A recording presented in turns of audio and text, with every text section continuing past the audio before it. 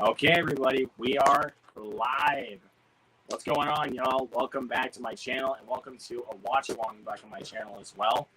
We are going to be doing Marvel Studios' Doctor Strange in the Multiverse of Madness. So if you guys are watching this movie with us, queue it up on Disney Plus. Go to 000, and when we say 3, 2, 1, go, that's when we start the movie. So, and of course, you guys know my co-host, Mr. Fritzky. What's going on, bro? Nothing much, man. How you doing? Pretty good. Just ready to watch a Marvel movie finally on the channel. So, and we have a first-timer guest for watch-alongs. But not the first time he's been on my channel, though. Keep that in mind, y'all. Not the first time he's been on my channel. But first-time guest for watch-alongs.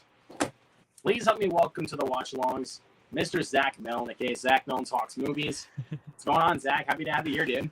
Not much, man. Thank you for having me. Excited to be here doing this with you. It's going to be fun. Yeah, I mean, this, and also if you guys follow my Instagram page, you guys know that this was the winner for the poll for our next watch-along. So this is the one we are going to be doing. So, and we will try to post more polls and everything for watch-alongs in the future. So, what was the other option? The other option was Eyes Wide Shut from Stanley Kubrick. Thank you, everyone who voted for Multiverse of Madness. I appreciate that.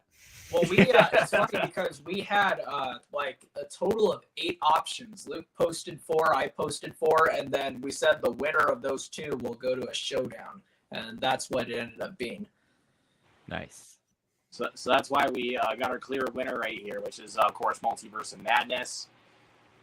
But that doesn't mean we aren't going to do any of the other ones. We will do the other ones in the future, but just got to figure out the right time to do it. So, what in the actual heck? I don't know how or why. I don't know if it was a glitch, but all of a sudden my Disney Plus is in Spanish. Oh no! I don't know what the heck just happened. Oh okay, no, that's weird. Whatever. Is that because America Chavez is in this movie? I guess. I'll figure. Yeah, Zachiel Gomez. You just have Zachiel Gomez, and then boom, you just basically have a Spanish movie. This is so weird. Why the heck is it in Spanish? I think you should just watch it like that. You should give us your take on the Spanish version of Doctor Strange. Yeah, the Spanish. I would love to see it. But let's also get into the chat as well. We got Retro Goofy in here saying Doctor Strange: The Multiverse of Madness was a weird and confusing movie, but I love it because Sam Raimi's directing it. Yeah, definitely weird, but it's the first MCU scary movie as well, so that's why I've also been trying to convince Fritzky to watch this one because he's a huge fan of horror. So, have you not seen it yet, Fritzky? No, I have not. Oh, this is a first watch for you. It is. Yeah, I was trying to convince him to watch this one because it's an MCU scary movie. Yeah. Oh, this gonna make this so much more fun. You've never seen it before? That's awesome. Yeah, I know. So I'm excited. Yeah, I mean, it's gonna go from time to time, like where it's a movie that I've seen and then one that he's not seen, like one that I'm showing to him, like for a watch along. So nice. So yeah, we're gonna do that from time to time. So. My buddy Eric is in here. What's going on, man? This has straight up become the most underrated Marvel movie, in my opinion, and I love it. I agree with it being underrated. I wouldn't say the most, though. What about you, Mel? Underrated? I don't know. It does have some issues, I think, but it's I don't hate it. I don't know why people hate it. I think it's a fun ride. I guess people are just looking at the multiverse aspect of it, and they're just like, "Well, there's not enough multiverse stuff, and that's why I hate it." I think that was just too much speculation going into the movie, though. Like crazy speculation going into the movie. Like people thought like we were going to end up in like the animated X-Men universe or something. Like that's just crazy to assume. Yeah, and also the marketing for this movie I thought was really well done. So yeah, they hid some aspects of it really well. I agree. All right. I mean, maybe Eternals, but that's like a league of their own of how criticized it was. I think Eternals is probably the most underrated MCU movie in my opinion. But what's up, Graham Evans, aka Movie Nerd 3000? How you doing? and my boy Movies and Train Studios. Hey guys, wish I could watch along with you, but I'm extremely busy right now. Make sure to tune in the next watch along. Well, thank you, man, for always stopping by. You're the best. But yeah, I mean, I can't believe it actually kind of took me this long to actually do a Marvel watch along on my channel. But Better late than never. This is true. And- This is true. And this being the one to kick it off on my channel, like, gold. I think I know we're in. I think I know we're gonna have some fun here. I bet. Let's see. I really enjoyed this movie, but I also went into a Sam Raimi horror movie, and that's what I got. So I was happy. Yeah. But Okay. I don't know if I can say for any of these guys, but I kind of do wish that Scott Derrickson still stayed in, but that's just me. Because Scott Derrickson honestly makes a lot more of my taste in movies, to be honest with you. But It would have been interesting to see what his take would have been. I don't know, man. I mean, I don't know. He wouldn't have gone too far with it. I'll say that much at least. Yeah. I don't know, like the things that I've seen from him horror wise, I feel like he's a different horror kind of person than Sam Raimi. Like Sam Raimi is like zombies and the dead and all that stuff. Whereas I feel like Scott Derrickson is more like supernatural, demonic stuff. You know what I mean? Like ghouls and ghosts and stuff. Just from what I've seen. So it would have been interesting because there's a lot of like zombie and Evil Dead kind of stuff in this from Sam Raimi. It would have been interesting to see if like there would have been like sinister kind of feels and stuff like that from Scott Derrickson. That actually would have been kind of cool. If I'm going to be honest, that would have been cool. But Fritzky, all ready to go? Yeah, I just got to. I guess my little sister started the movie. I'm just restarting it real quick. Again, that's why we gave you a little term unprepared guy. I guess you must have been watching it on our account. So now you just got to go all the way back. Yeah, I don't know why the restart button wasn't working. That was weird. Sorry, guys. I don't know what the weird. First, Oh, no, man, you're good. First, it's in Spanish, and then my little sister is hogging the account. Weird. Okay. Did you want to learn a new language? I guess. Well, actually, I tried to look up how to fix it. I guess it's a global issue, believe it or not. Like, it's just a weird glitch. Oh Like, my. a ton of people, like, all over the place, I guess, are having this very similar issue. Well, I'm not having that issue with mine, so I think I'm good. I'm double checking. No, I got English. I'm good. Okay, you guys are lucky. Okay, All right. pause 1 second. What the? Okay.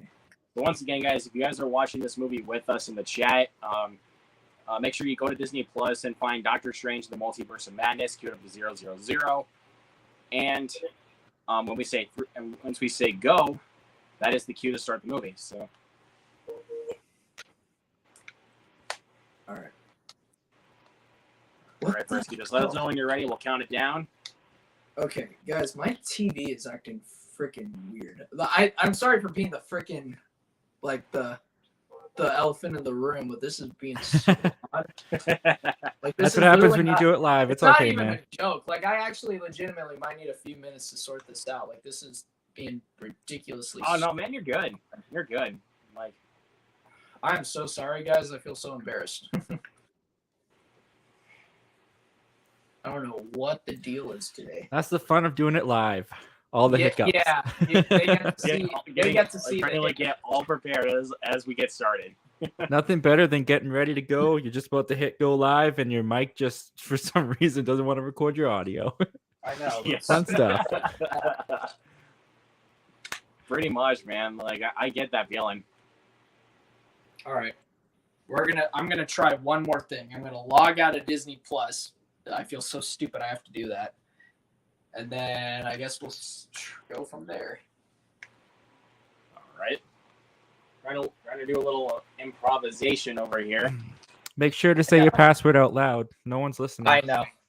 Be like 3, 2, 1, 7, Yeah, 8. everyone we were watching cover all y'all's ears. Y'all are good. All right, let's see here. Okay. All right, I guess live Q&A till then.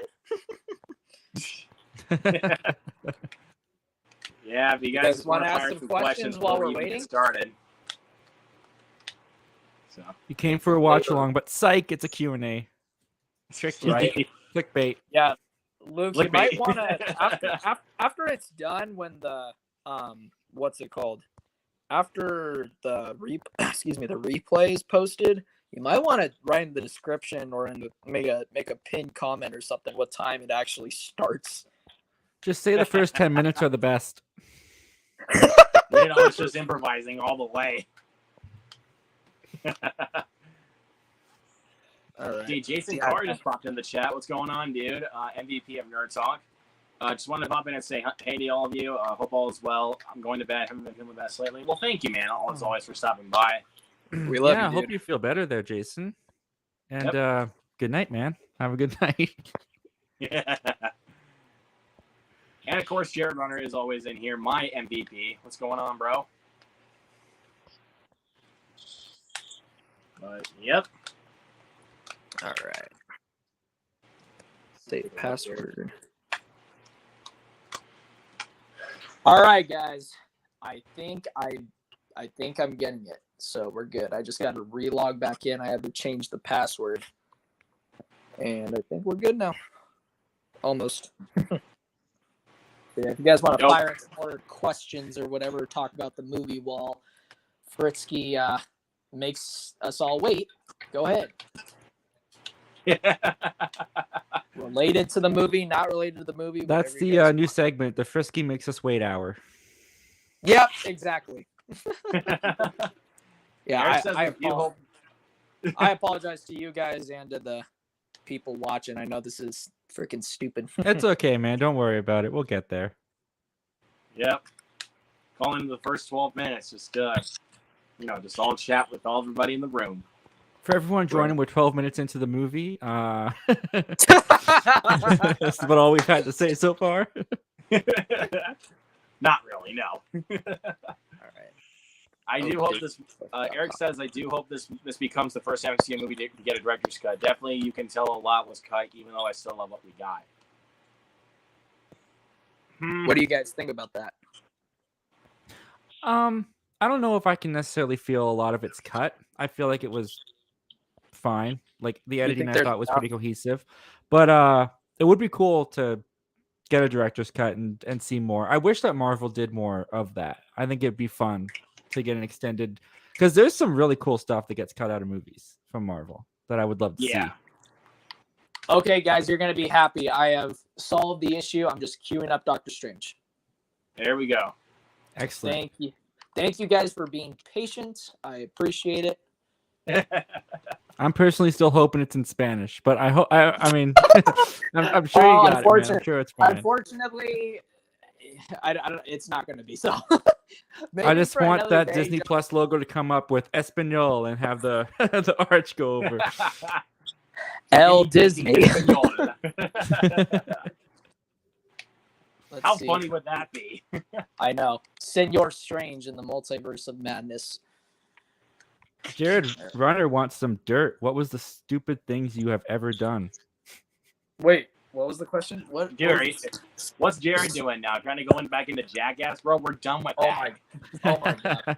No, we're done with that now, okay? Please, we're not going to answer that. Okay, if you literally follow me around with the camera at work, I'm known for being so clumsy and freaking like dropping stuff, falling on running into things. Like, I'm kind of known to be that real life. Oh no, believe me, that happened to me at work before, dude. Plenty of times. I'm trying to think of just one stupid thing I've done that tops it all. I don't know sure exactly what I can say though, but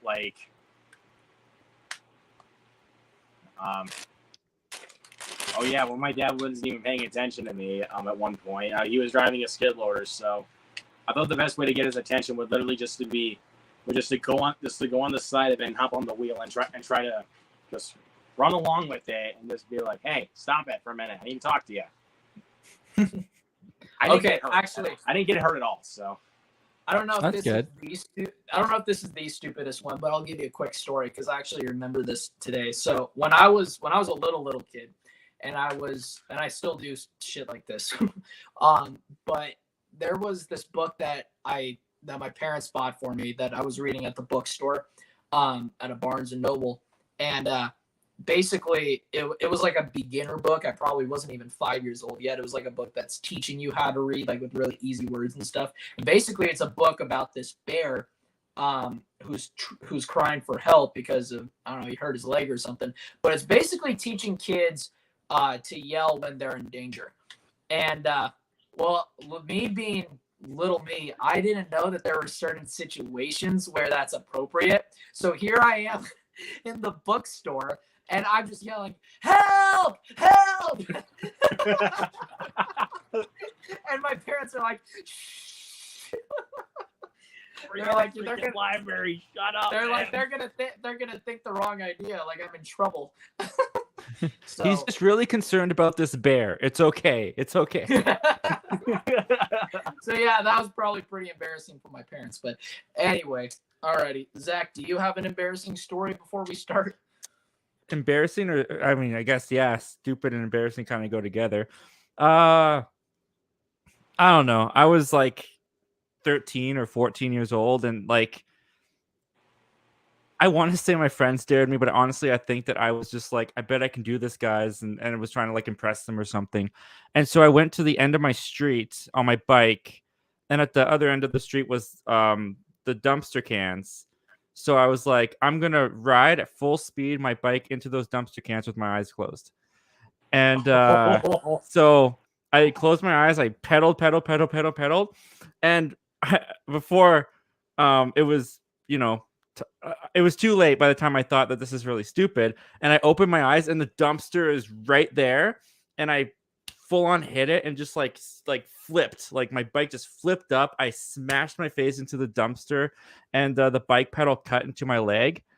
And I looked over at my friends, and they were laughing, and I thought it was worth it at the time. Please tell me I you was at like, least yeah, it worked. please tell I me you at impressed them. least wore a My mom was helmet.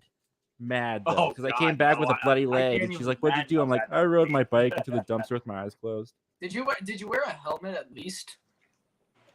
I want to say yes, but I don't remember. Okay. It might have been more impressive if I didn't, so I probably didn't. We'll Yeah. say Impressive. It was not impressive. We'll take It was that stupid. one. We'll take It was just okay. stupid. Don't do that. It's not impressive. For the sake No. of clout, we'll say that you did it while not wearing a helmet and you survived. Totally. I was on a tightrope and everything. It was like this clothesline, and it was one wheel unicycle, and yeah, it was like 45 meters long or something. So it was impressive. Wow. Dumpster was a long across distance. Niagara Falls. Yeah. Alrighty, guys. But without any further ado, guys, we rambled on for about 18 and a half minutes. So Sorry. let's get it started, y'all. All right. So here we go. 3, 2, 1, play.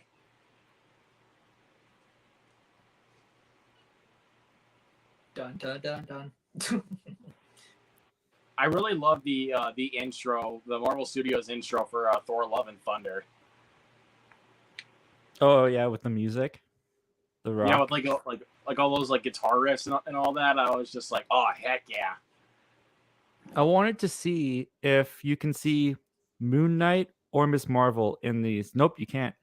They added Moon Knight and Miss Marvel in the Marvel Studios logo and for Love and Thunder. Did you notice that? Did not even know that. Yeah. I don't know, man. I wasn't even paying attention to those logos. I was just wanting to see Oscar Isaac defeat Ethan Hawke.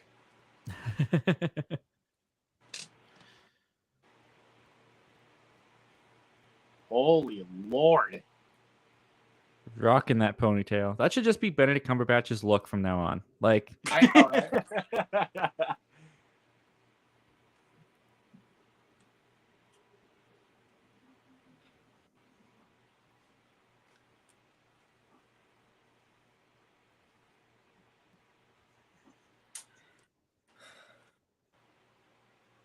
Is my volume okay, Luke? Can you hear anything? I can't. No, I can't. I can't hear anything from you. Okay, good. Well, I can hear you, but just not the movie. Oh, well, that's perfect then. Okay. That's Luke, what we want. you got a drink for the stream? Because I do. Oh yeah, I got my drinks. Like up right here. Hold on a minute, guys. Oh, he should yell help. That's what I learned today.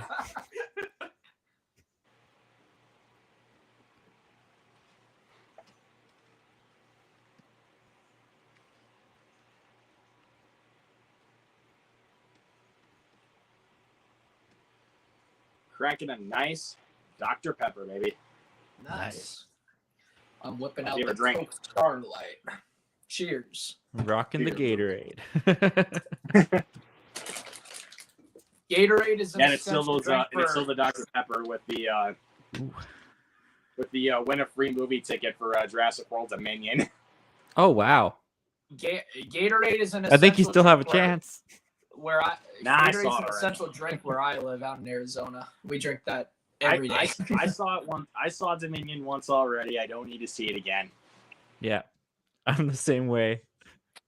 I mean, I liked it enough, but I'm just saying I don't need to see it again in theaters. It's not like Top Gun Maverick, where it's to a point like I need to see it again in theaters. Yeah, fair enough.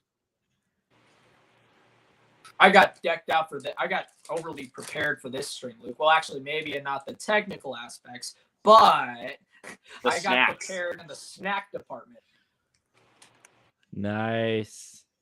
Nice going, dude. Perfect.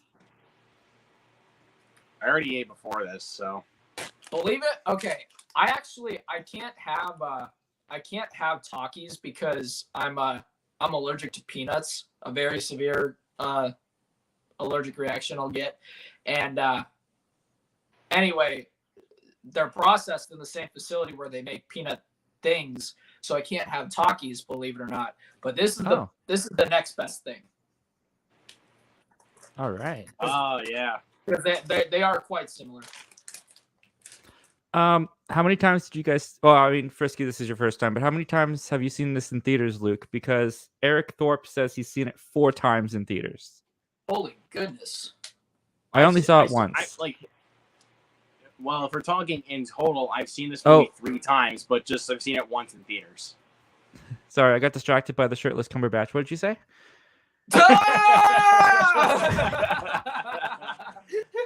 Like in total, I've seen this movie 3 times, but 3 once times. in All right. I saw it once in theaters, but in total, I've seen it 3 times. All right. I've seen it in total twice. This is my 3rd time. This is now my 4th time watching Multiverse of Madness. But yeah, Top Gun Maverick is the only movie I've seen in theaters more than once. Really? Yeah. I don't go to I wanted to see it the 3rd time, but my mom was like, nah, you've seen it twice already. And I'm like, fine. Yeah, it has to be a really big, awesome time at the theater for me to see a movie again. I haven't seen any repeat viewings this year. I saw it. I don't know. We'll have to see when it comes to these movies coming up here fairly soon, like Bullet Train or Bullet Train looks cool. Or Black Adam. We'll have to see how those 2 go. Because I mean, I definitely want to see Bullet Train. Yeah, I feel like even if that's a great movie, I probably won't end up seeing it twice in theaters. I just Eric, have to serious? Are you serious, Eric? You've seen the Wow. Batman in 5 theaters times. 5 times? I only saw it 2 times in theater. I saw it once in theaters, but in total, I've seen it 4 times. Wait, Zach, how many times have you seen the Batman? I think I've only seen it the 1 time. I think I saw it in theaters. I have the Blu-ray, but I haven't watched the Blu-ray yet. So I think I've only seen it once. Save it for a I special saw it occasion. once in theaters and watched it twice on HBO Max, and then watched it again on 4K. You know what? You guys were right. I already missed the man ponytail. Oh, here comes the bride.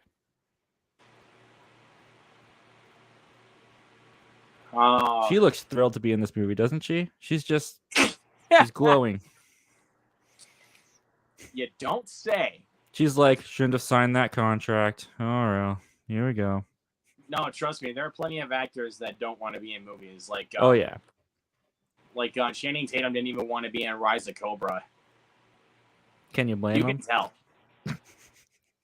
Yeah, you can tell that that Channing Tatum did not want to be in G.I. Joe: The Rise of Cobra. I haven't seen that movie since it came out. Like, I don't even think I finished it, to be honest. And honestly, dude, I don't blame you. Was The Rock in that, or am I like having this weird multiverse? He was in vision of another world? Retaliation. Oh, He was in okay. the sequel. Who gives a crap? They're all the same. Second one's better though, at least. The Retaliation is definitely better. I don't remember. I'll take your word for it.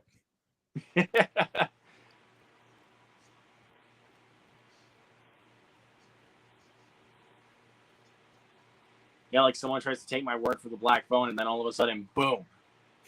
Not good enough for them? Looking at you. Looking at you. I get it.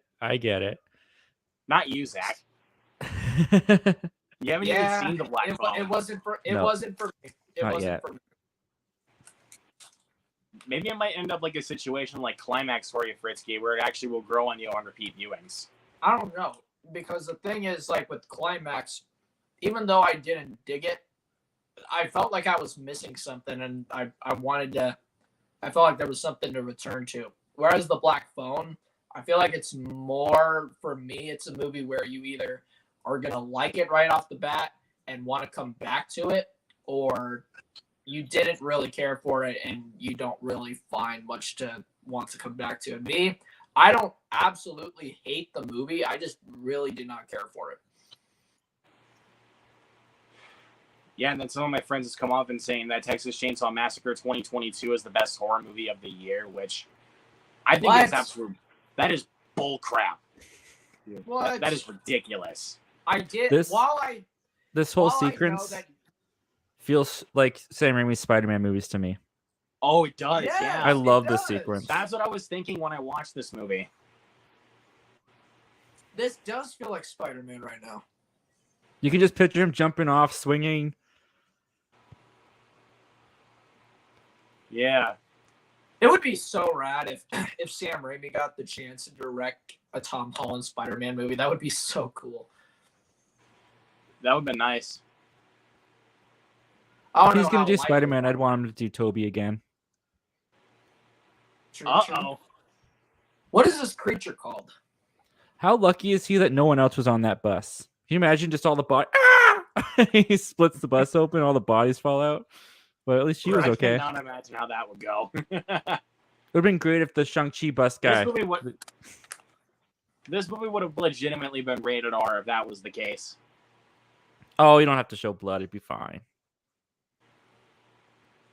Did you guys hear that that eye on the monster is a scan of Elizabeth Olsen's eye? Is it really? I didn't even know that, actually. I mean, I've read it on the internet, so it must be true.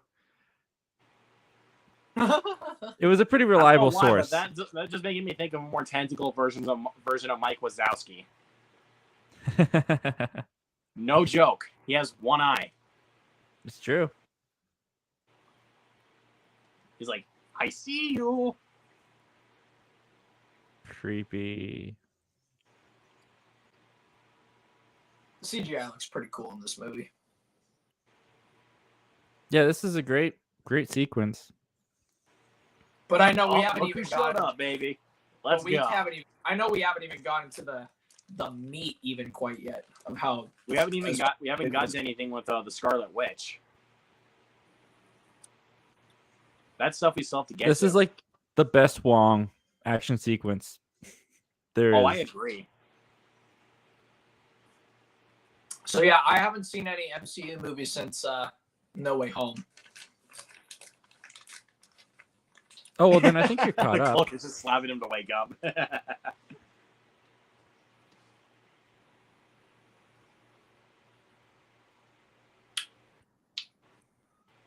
Don't worry, America. The cape will come to save you.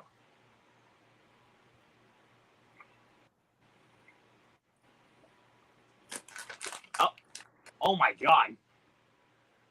But we don't care about him. He's not a main character. R.I.P. motorcycle guy. Yes, so we'll kill off an innocent motorcycle dude. Can you imagine if you like just got undusted? You're like, whew, lost 5 years, and then you just die by a big monster in the street. Oh yeah. I can't imagine how that would happen. Oh yeah, Eric is right. This is literally the next movie after No Way Home. That's what that's what I was thinking. So it works out in my favor then. Well, this right here is like straight Doc Ock and Spider-Man 2 vibes. I did not catch a word of what either of you said because you literally just spoke alongside. Oh, sorry.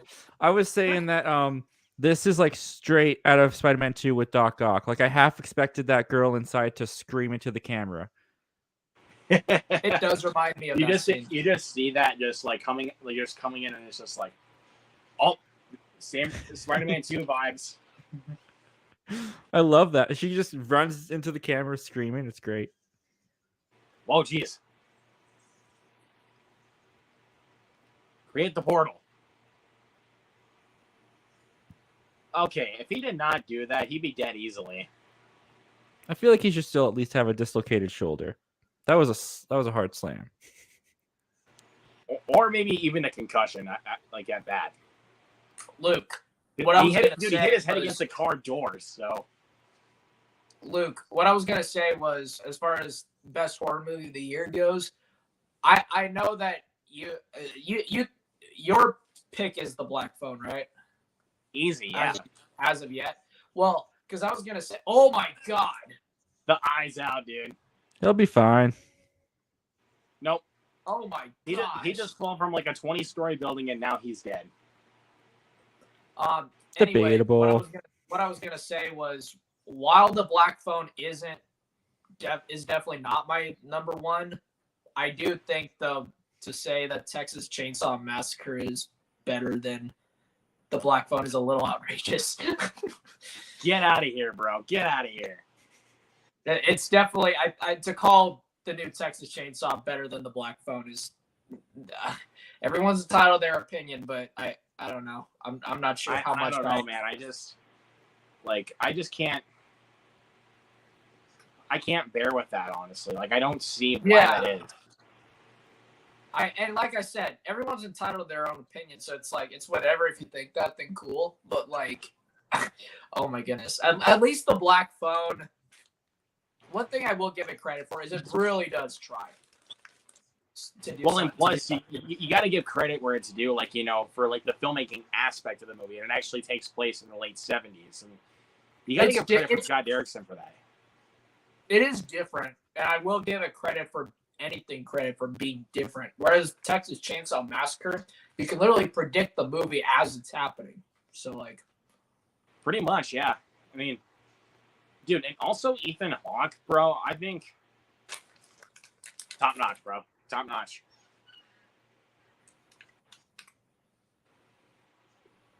Oh, there you go. There's some Spanish in there for you, Fritzky. Oh my gosh. There's a reason why Zach was telling you to keep it on Spanish mode. Yeah, see, you wouldn't miss anything. Nope, not that scene.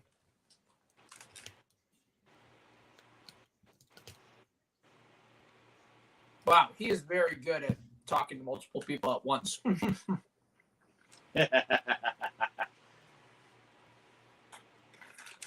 Well, this was the first movie I saw at my new theater, so it works perfectly for me.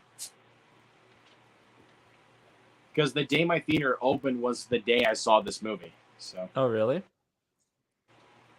Yep. And it was the day the movie came out, so. Saw this opening night. I'm thinking about seeing a movie on opening night, but I gotta have the time. It's fun. I mean, at least where I'm like located, the theater here is pretty fun on opening day. All the nerds come out. It's fantastic. Unfortunately, where I'm at, because I live in such a commercialized, like, or what's deserted area. of what's becoming a more commercialized area, there are so many obnoxious people that have ruined the theater experience for me. Like, to be honest, you told me that's what ruined your experience with the Batman. Yeah, that's right. That's exactly what I was gonna say. Is like, I think that's honestly, that might be half the reason I had a hard time enjoying Batman, is because like I couldn't concentrate on it. The people were being so annoying. And it was I didn't have to opening worry about day, that with too. the Batman. Oh my God, Zombie Strange. He'll be fine. That needs to be your new famous quote, Zach. Just get him some ibuprofen. He'll walk it off. Right?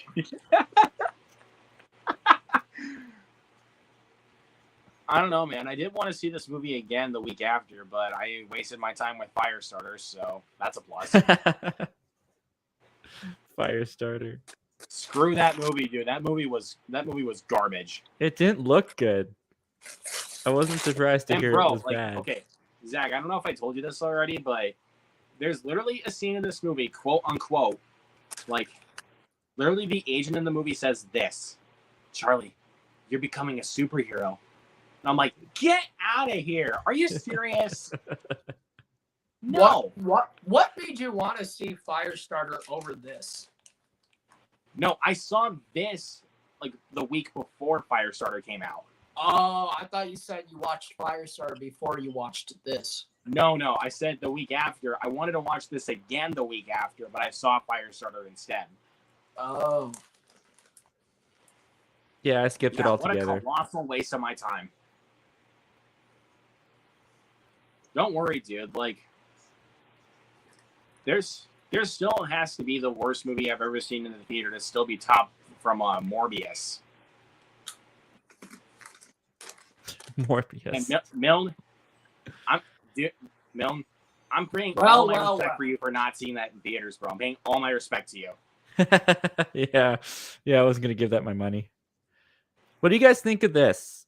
This is kind of like the first real instance to me of the Disney Plus shows being essential to see in the movies, and I don't like that. What do you guys think of that? Yeah, it's cool, honestly, but I just wish they kind of didn't, kind of force its way in, if you know what I mean, because, like, I kind of just wish it was just left on its own a little bit, so that way we can, so that way there's a little bit more ambiguity left in.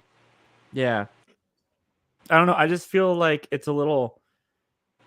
I don't know. It sits wrong with me to be like, in order to enjoy this movie and understand all that's going on, pay for our streaming service and watch everything we put out. Like, do your homework, kind of thing. Like with the movies. It's like right now Marvel's just like giving us a homework assignment. Yeah, exactly. That's what they're doing with these shows right now, and I already failed on it because I didn't watch Hawkeye. But I don't care. Hawkeye was Zach, don't care. What's your favorite, or not? Well, I guess you could say what your favorite is too. But what is your favorite MCU show, and where does WandaVision lie among your ranking? Number one for me is WandaVision, but what comes right behind it is Moon Knight. Moon Knight's close. What about you, Zach? WandaVision is my favorite. Behind it was Miss Marvel, but now I'm worried about going into that finale. Because I feel like the last two episodes kind of derailed the story. So I think it might get bumped down to number 3. Probably Loki would be second. And then Miss Marvel after that. Number 3 for me would be Loki. And of course, my least favorite so far is Falcon and Winter Soldier. It's a good show, but I mean, I loved it the first time I watched it. But of course, upon reflection, thinking about it, I was like, this show had so much potential. I feel like Hawkeye is my least favorite. I don't blame you, dude. I don't blame you. That's the reason why I haven't even watched it yet. Are there any MCU shows you guys have revisited, like watched multiple times? No. See, that's another thing. If there's one I want to go back and watch, like right now, I would say Moon Knight. Well, because that's another thing I was going to say. I feel like it's a problem with the MCU shows. How you guys said it's like a homework assignment. Another problem I have is that I feel like they don't age well in comparison to like other TV shows. Like Me, I've seen Breaking Bad 3.5 times, and it's a long show, but I'm willing to endure it because it's just that good. Yeah. Well, Yeah, exactly. Well, here's a question for you, and yeah. kind of going off of Eric Thorpe in here saying, "What's the point of the Disney Plus shows if they don't tie in?" Go back to like phase 2 and phase 3. Imagine if Agents of Shield on ABC tied in so much to the movies that they introduced new characters, and you had to go find like Agents of Shield season 2 episode 15 in order to understand where this character came from. That's true, actually. That's kind of like the Disney Plus shows. Yeah, because they have a purpose to kind of help us, set up stuff for the future. But at the same time, I don't always really think they're needed. Like, I just wish they would just come as films into Phase 4. Yeah, there's a way to do them where, like, for example, they've announced that they're doing Captain America 4 with Anthony Mackie. They showed Steve giving him the shield at the end of Endgame. I think there's a way that they can do Captain America 4 without having to watch Falcon Winter Soldier. Falcon Winter Soldier might fill in the gaps a little bit more, but I think there's a way to just be like, yeah, he got the shield from Steve, and then he just went on into Captain America 4 and was Captain America. If you want to know more about his journey, you can check out the show, but it's not essential to know that he's Captain America now. Yeah, or heck, even after the finale of Moon Knight, like, I'm kind of curious to see, like, where the character goes, like, in future projects in the MCU, because he became one of my new favorite characters after I watched the show, because, like, I really liked Oscar Isaac as the character, but I don't know, He was man. great. But in my Elizabeth opinion, Olsen in this scene, sorry, I didn't mean to cut you off. Elizabeth Olsen in this scene is fantastic. She's fantastic throughout this whole movie. She easily steals this movie. Like, you look at this movie and you're looking at it from the Scarlet Witch's point of view, basically. Like, yeah, she's great. She thinks she's right in what she's doing. Yeah, exactly. So basically, like, she's kind of becoming the main character when you really look at it. I saw a lot of people complaining about this when this movie first came out. Did the lack of vision ever bother you? Like, the lack of vision? Yeah, like she's looking for her kids, but she never wants to look for Vision. Vision never shows up. We never see Vision in the multiverse, like, being the father of the kids. Did that ever bother you? Because that never entered my mind when I watched the movie. No, that did not bother me, honestly. I did not care. I saw that online a lot, where it was like, but what's the point, though? You're basically... Why isn't she looking for Vision? Where's Vision? This is stupid. Why would you look? Oh, because you watched so much of WandaVision. Oh, okay. Jesus. Just go through Wanda. You don't need Vision. But yeah, like I said, but I think, in my opinion, for the best performance, who I think gave the best performance out of Moon Knight, I got to give it to Ethan Hawke, because, like, this is proving, like, because Hawke is proving now that he can actually play a villain, like, very well.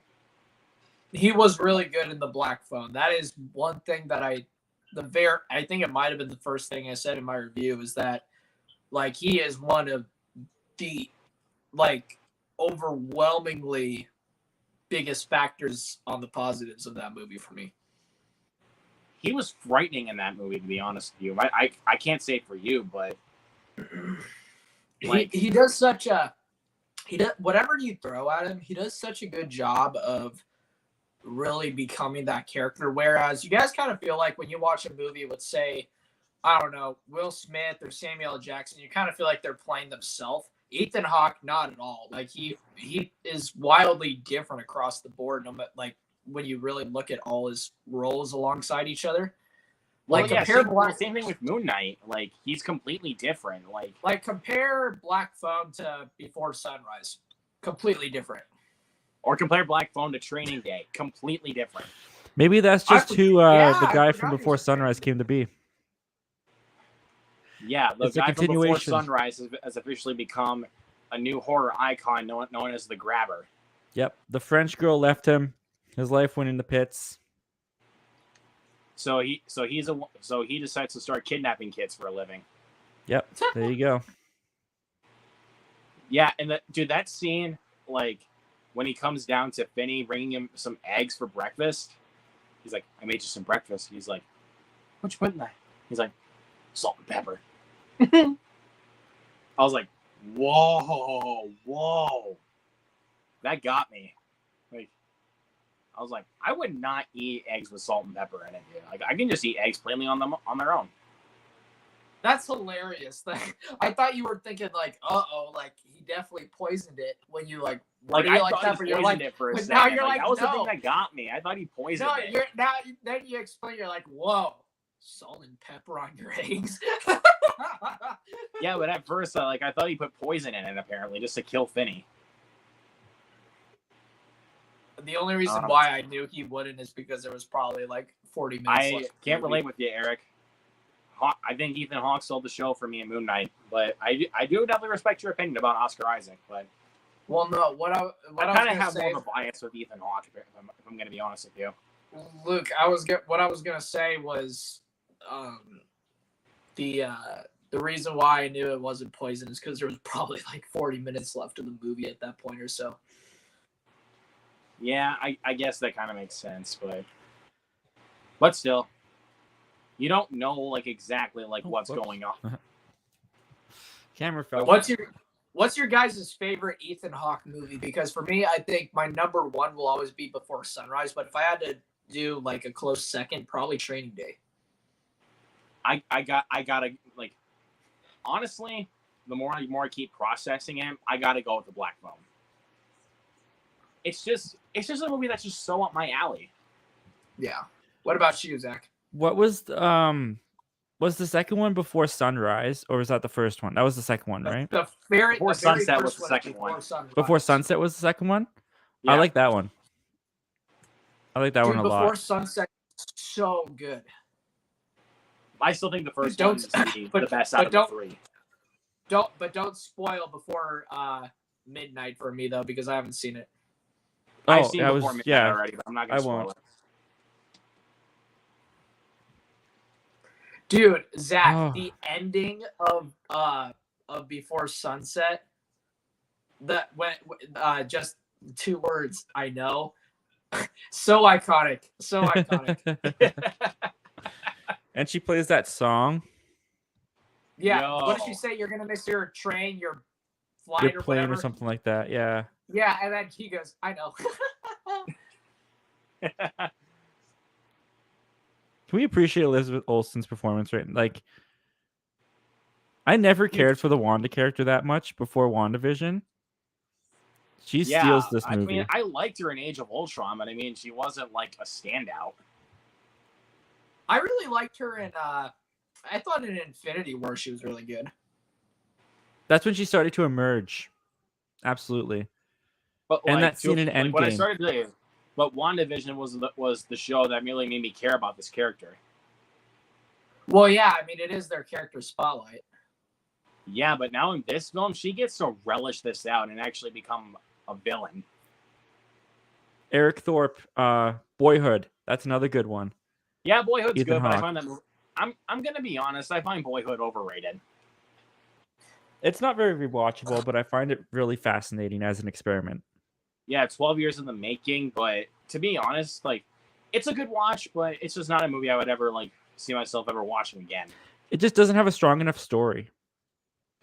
Yeah, the story really falls flat for me, and also the movie is way too freaking long.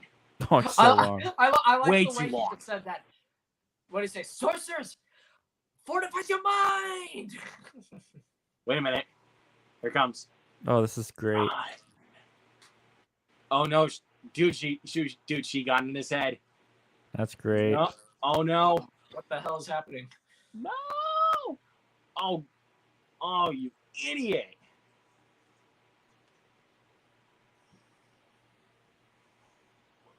Like, you can't trick Wanda now? Like, what's going on here?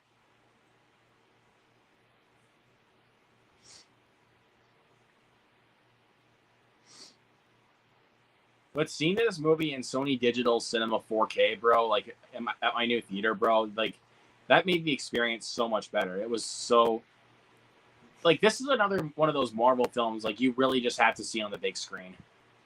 Oh, it was a lot of fun on the big screen. I feel bad I missed it, man. Honestly, This is a But great at least on sequence. Disney Plus, it's IMAX enhanced. So it does look very good on my yeah, 43-inch TV. yep. But I'm trying to think. Well, I think the movie that looks best on the big screen is obviously Top Gun Maverick. Like That looked good. But if we're That's a talking movie Marvel, though, like, dude, if there was I gotta go with Marvel stuff, I have to go with. I'm gonna be honest. I gotta go with Shang-Chi. for me, dude, No Way Home was an experience I will never forget. Yeah, but my theater was like when Toby and Andrew showed up in No Way Home. My theater was dead silent. That sucks. Dude, we erupted. We were like, yeah! Like, it was so high. Yeah, you guys erupted, but my theater was dead silent. I'm not gonna lie. Even like when I That saw sucks, man. Wong, Even when I my, saw my Wong make a theater cameo was- in Shang-Chi, like I was just like, "Yo, let's go!" Dude, Wong versus and Abomination. That's the my match I've theater always was wanted. like, even in more subtle parts, like great power comes with great responsibility. There were a lot of cheers, or even I give them credit for acknowledging this one. I'm something of a scientist myself. Everyone, yeah, you know? Yeah, memes. Yeah, We love memes. I was like, Yeah, bro. memes. Yeah, So yeah, my theater. but honestly, bro, like I'm not gonna lie. My theater experience with Sonic the Hedgehog 2 will never be an experience forgotten for me. But like I don't know why, but like most people weren't even like. There was like one kid that was sitting a row behind me that I could tell he was really excited about this movie, but like, dude, what the hell is going on? This is so trippy. It's so great. This movie's so imaginative. very trippy though, very trippy. That's another thing I really like about this movie is how trippy it is.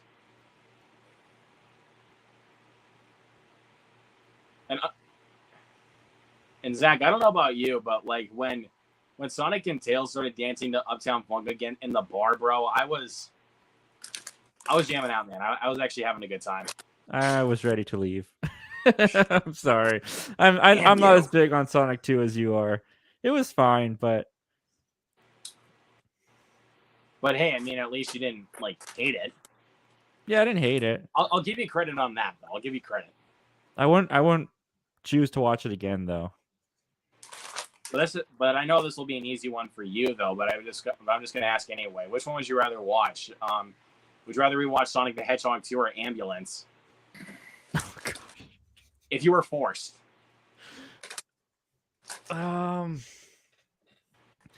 Ambulance might be better at home because I might not get motion sickness as much. I don't know. I think Sonic was shorter though. I might choose Sonic. Yeah, Bro, what? I didn't get I didn't- motion sickness from Ambulance at all. Like, Yeah, I don't Bro, know. Too many her drone craw- shots. I don't know. It was too much for me. Dude, her crawling out of the wall there was so cool. How That great is remi- that dude, with her that reminded me- bones? Yeah, I'm Yeah, just it's like- you know, that's so badass. Her freaking neck, dude. It's like the ring and like it coming out of the fridge. oh yeah, the ring with Samara coming out of the TV, and then with Pennywise coming out of the fridge. Yeah, it's like a combination of the two. But I still remember that. I just love that. Like when Pennywise crawls out of the fridge, he's like, "Time to float." It's a good movie. Fantastic, bro. One of the best horror films I've seen. I was very disappointed with It Chapter 2. Can't relate. I Me actually too. really enjoyed it. Chapter 2. I have to agree with you, Zach. I thought it was Yeah, pretty you were ass. disappointed with it? I did not like it at all. Okay, 2 versus 1 now. I'm not gonna lie. I laughed at that movie so hard. Oh, dude, Like- it was a freaking comedy. Yeah, to the point where it Are you really kidding was a me? comedy, bro. They like We were bullied laughing- him into a baby, and then he melted. and I was like, And, "What yeah, is Pennywise Yeah, is no, like, I was and like, Pennywise is this- on balloons, just floating around in broad daylight. yeah, and he looks like a deflated little balloon, and I was like, this is actually hysterical. Yeah, and then the form like where his makeup is coming off, he's being like, oh. But Pennywise That was was actually- scarier in the okay. first film. I think the part with the when you see the dude Pennywise, like the clown that he's pretending to be, like the guy that was the real life Pennywise. Well, not real life, but you guys know what I mean. I thought that was actually the best part of the movie. I'm not gonna lie, the best 5 seconds. With the naked grandma. No, I'm not counting the naked Was that your grandma. favorite I part was of the about to say, movie? dude, what the hell was the CGI with the grandma, bro? What was Yeah, it that looked CGI? awful. She just pops Yeah. up with these droopy freaking boobs, and she looks like a knockoff Where the Wild Things Are character. I tell you the Screensaver. worst Go! the Heck worst yeah! sequence in Yeah, it this chapter is the 2. sequence where they go into multiple universes, but obviously they don't stay for long. Oh yeah, this sequence is really cool. Yeah, this is just a montage though. Like that was a lot of people's complaints about this movie was that when they go into different multiverses, like it's just a montage. Yeah. It's like, I mean, let's go there. I Oh, think can we it's spend cool. time in here? But we don't. Oh, cartoon. Oh. Oh, No, but, the blogs that you saw in the trailer. Painted World. Oh my goodness. That's Oh. so cool. Old school. This had to be so fun to see in the theater. Yeah, that scene, honestly, to me, when I was watching it, like, that felt like a roller coaster to me. Yeah, it was pretty Oh. fun.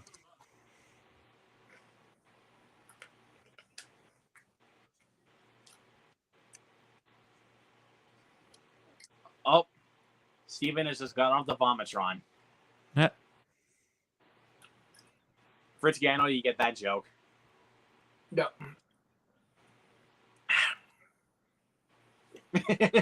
His cloak just wants to... Oh, his cloak has a hole in it. You'll be fine.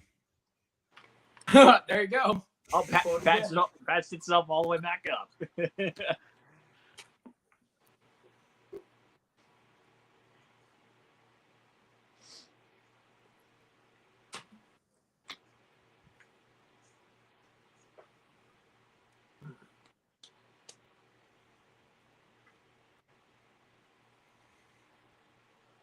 Already seen 18 movies in the theater now this year.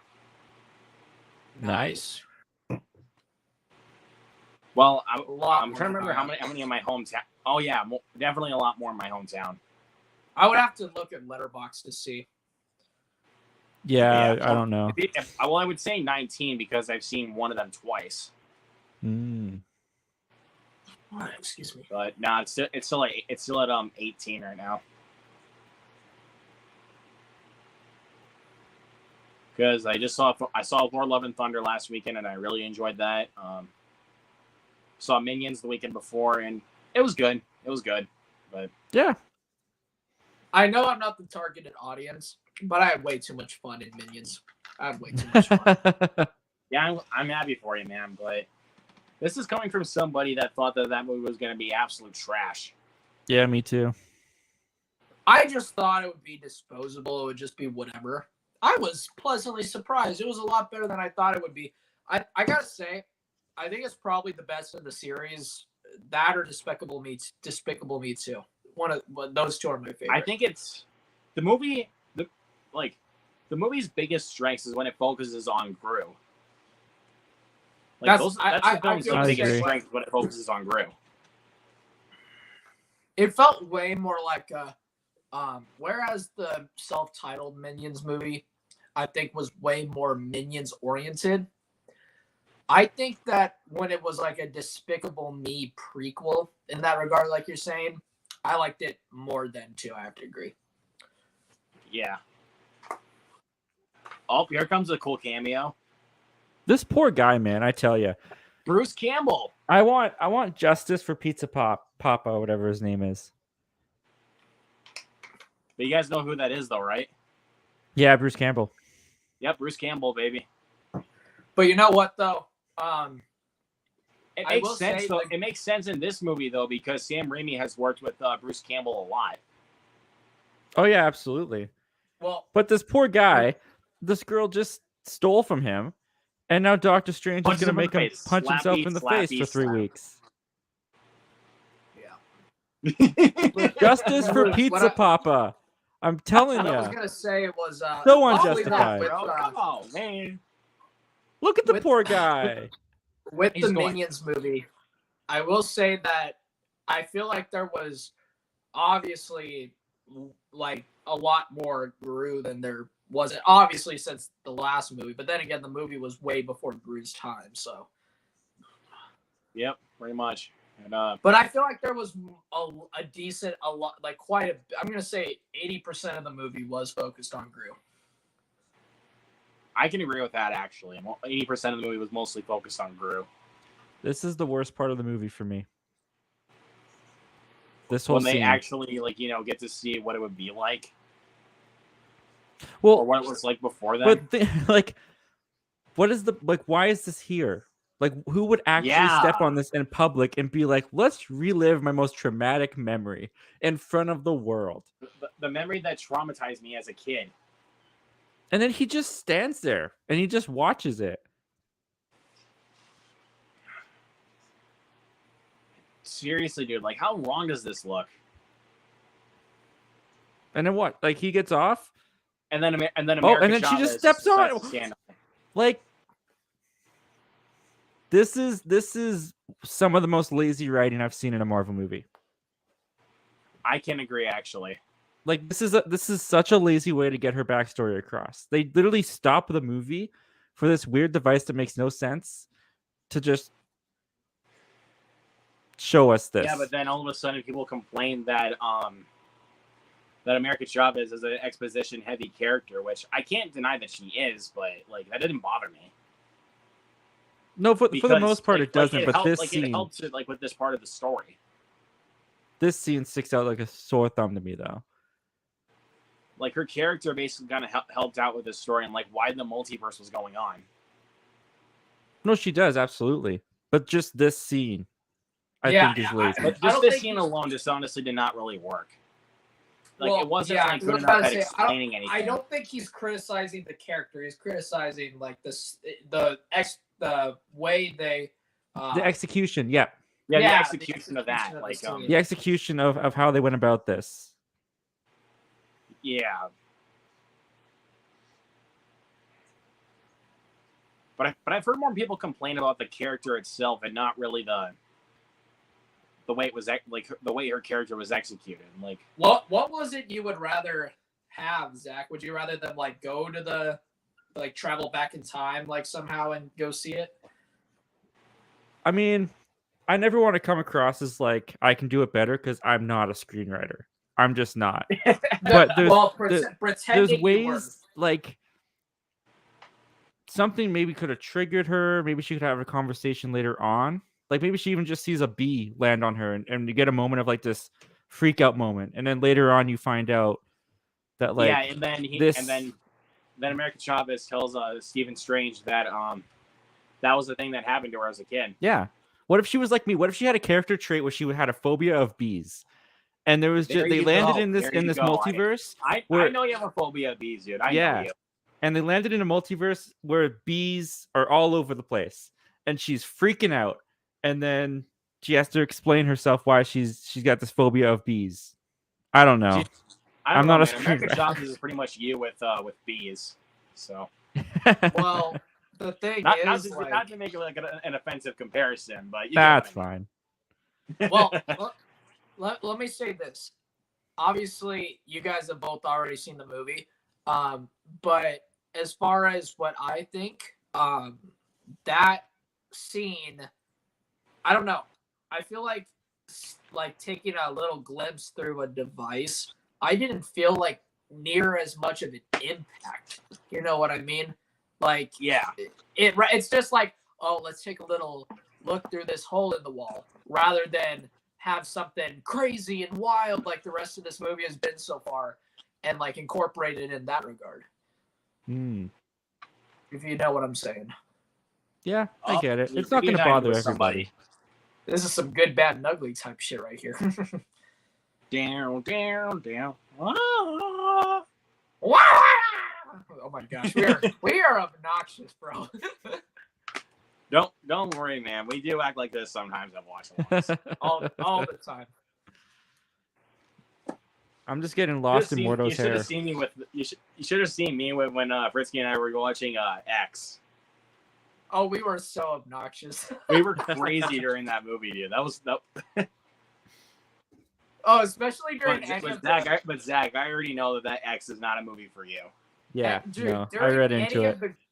Any of the gore scenes, dude, we were like just freaking wild. Especially that like even plenty of scenes before that though. Keep that in mind, Fritsky. And even plenty of scenes before that, like when they were actually we were like making that their throughout movie. most of the movie. We're jumping around like it was freaking. We were just making a lot of dirty jokes and just. Oh my dude, goodness. that was a lot of fun. That's mostly because of how crazy that movie is. So. Well, that's what it's meant for. It's supposed to be like.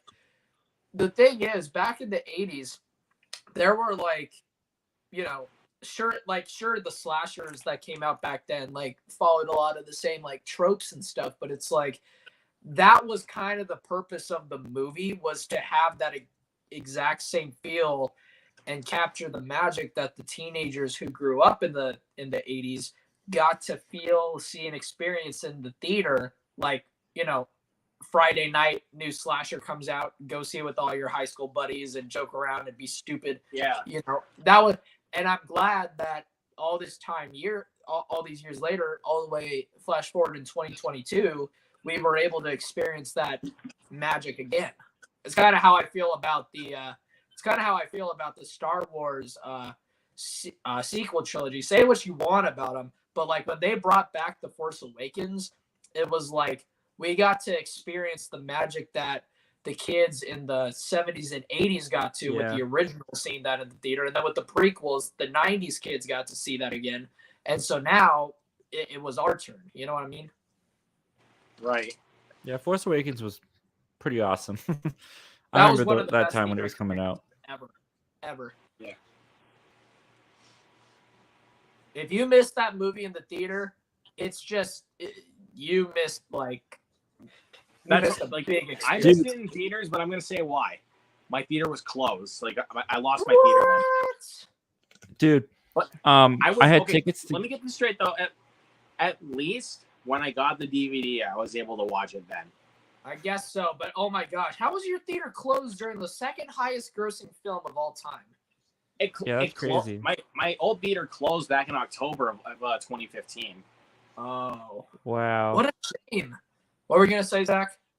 I had tickets to go see The Force Awakens on Friday when it was like the first weekend it was coming out.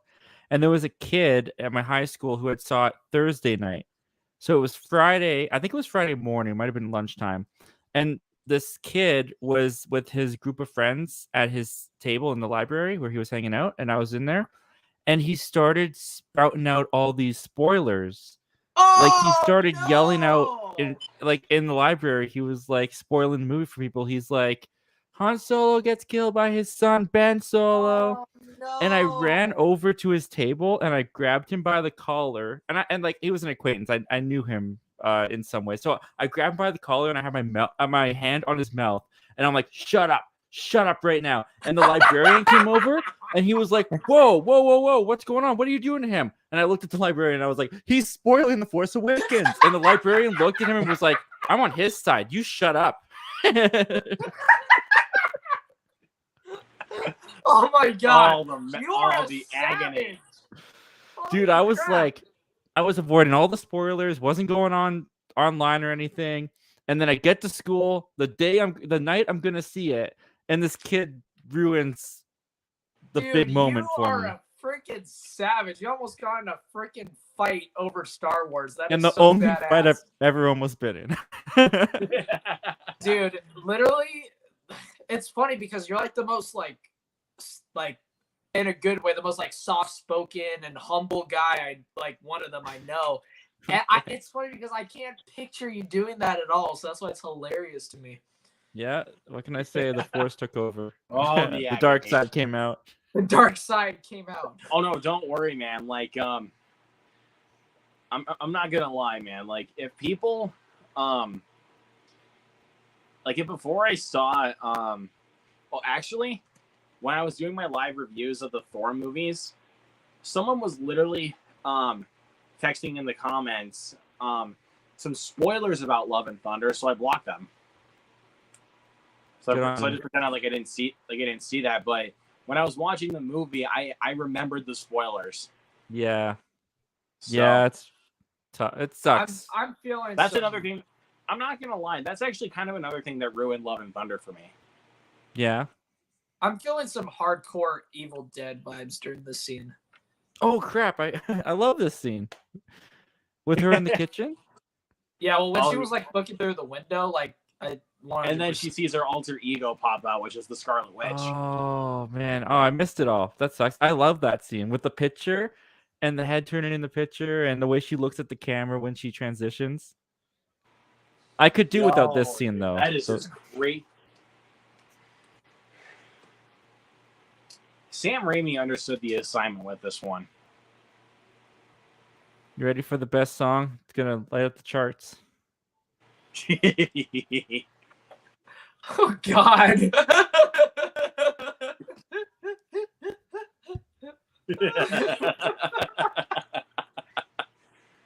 It's funny because you know what for some reason popped in my head? Now, don't spoil nothing because I have not seen Stranger Things season 4 yet. But for some reason in my head, I was thinking of the Never-Ending Story today randomly at work. I don't know why or where it came from, but all of a sudden I just heard in my head, Dusty Bun. That was just You know that what was I'm back saying? in season 3 of Stranger Things. I remember that. Yeah, that was in season 3. Oh yeah, when they sing the Never-Ending Story. The Never-Ending Story. That was great. It was so stupid, but it was funny. Dude, I had in my class, this was so funny. I remember in psychology class, there were these kids that was the most wild class I've ever taken in high school, which is funny because you would think kids who want to take psychology are super interested in it and they're like wanting to take it seriously. It's a more serious class. No, dude, it was me and all of my goofball friends were in that class. And it was so freaking fun. And we were so loud and wild. And specifically, there was this one instance where I had this one guy who looked a lot like Dustin. And he would sing that damn song all the time. And it was so funny. But I have to say this. Speaking of Marvel, I have to tell another story that came from that class because we're watching a Marvel movie. I can't not tell this quick story. So we were going to take a quiz one day. And this kid, his name is Evan. Shout out to Evan. He didn't feel like taking that quiz. And this was so out of pocket and so uncalled for, and like no one knew it was gonna happen, but he did it. He said, "You know what?" He goes, "Mr. Sieber," shout out to Mr. Sieber, coolest teacher ever. He goes, "You know what, Mr. Sieber? I don't feel like taking that quiz." And he's like, okay. And he goes, "You know what, Mr. Sieber?" And it sounds so bad. It sounds like it go a whole other way, but he picks up his backpack and he starts searching there. He's like, "You know what, Mr. Sieber?" And we were like, what the hell is happening? But you know what he took out? It's not what it sounds like it's leading up to. He takes out a weapon that was even worse. He takes out his Infinity Gauntlet and he puts it on his hand and he says, "I'm going to snap half the questions away. How do you feel about that?" I'm guessing Evan was super popular. I am Thanos. Dude, that was just a taste of some of the crazy shenanigans that went down in that class. Literally, kid doesn't feel like he's taking the test. Whips out his Thanos gauntlet he got from Target and says, "I'm going to snap away half the questions of the test. How do you feel about that?" You know that he was just like prepping all morning. He's like, "Oh yeah, I'm gonna pull it out," and I'm like, he's looking in the mirror, going over his line. "I'm gonna snap away the questions." "No, that's not right. I'm gonna snap away 50%. "No, that doesn't sound right." We knew it was he had to have been planning this all along. And yeah, but it was what a freaking savage. whip it out, wear it, and like tell the teacher, I'm gonna snap away half your questions. Oh, God. That was so, and like I said, that's just a taste. Like stupid crap would happen all the time in that class. Oh my gosh. I miss high school. That high school was pretty fun. I don't know, man. I just don't worry, man. I've had worse in high school. Like, yeah, I know what you're saying. you want to know something? Okay, this is like one of the only times I've actually almost gotten to fight myself. Oh, let's hear it. Do tell. So a kid literally threatened, like sent a threat text to me over a freaking girl. So when he came up, Is this that over game. that Bob story you were telling about? Yeah, but I'm not gonna go too deep into that though because I'm gonna dwell on it for the rest of the night. But the thing is, when he came up that morning, I was talking with my best friend. I was like, "What the hell's wrong with you?" So I grabbed him. I pinned him up against the locker and grabbed his collar. I wanted to beat him up. Good for you. So what happened? Dude, I was close to beating up that kid. Oh wow. Because just threatening me over a girl, that is literally the dumbest reason you can do that. It is. I wanted to freaking beat him up for that. I'm so glad girls weren't a problem for me in high school. You are so. Oh no, dude! Believe me, that was actually kind of one of my problems. They're the farthest thing from my problem now, but Oh, gosh. yeah. At the time, 15, 16 years old, they were the epitome of drama.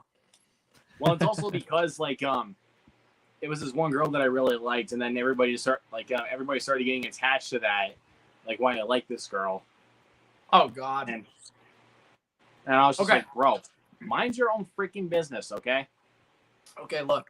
You know what? Between you telling that story and Zach telling his, I have to tell the only time I ever got into a fight in high school. I've only been in one fight ever, and this is what happened. I don't know if I told Luke this or not, so if not, fun times. So what happened was basically we were in freshman year PE class, which is literally where every high school fight starts, right?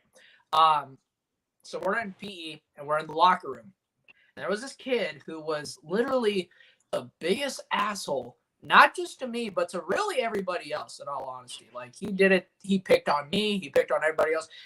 And to graduate, you needed a PE credit. It's not like we wanted to take PE, but we had to graduate. And so we said, so half of us weren't very athletic, which admittedly I'm not. I'm a fucking nerd, right? I'm not athletic at all. And so I'm not athletic either, dude. And so what happened was this kid would like taunt us for it. And eventually I got so pissed off. I don't know why I let it go for so long, but eventually I said, you know what? I made a vow to my buddy JJ. Shout out to JJ. I said, listen, if starting tomorrow, if Ryan, shout out to Ryan, hope you're doing okay after this. If Ryan dares to do anything to me or I see him do it to anybody else, I don't even care. I'm swinging first. And not even 24 hours went by. The next day, class is over. We're waiting for the bell to ring. We change. And then his water bottle, he had a plastic water bottle, like a disposable one, kind of like this, right? Yeah. He drops it by accident and it ends up rolling on the other side of the room over to where I'm at. And him being him, he decides to whip me in the cock with it. And I said, oh, hell no. And so everything that I held up inside of me up until that point, I ripped that bottle out of his hand. I shoved his ass into the locker. I took the bottle and started banging the shit out of his face with it. I broke his nose. And you know what? After that, he never touched or said anything to me or anyone else ever again. He didn't report me. He never smelled again. He never smelled again. All his senses were gone. Here's the thing: is he never, funny enough, reported me. And I think it's because he was a coward and he knew he deserved it. He got beat with a water bottle. Why would you want to admit that? He got his ass kicked with the water bottle. Like that's true. Pretty much. It was like a full one too, wasn't it? Huh? Was it a full one? Yeah, it was a full water bottle.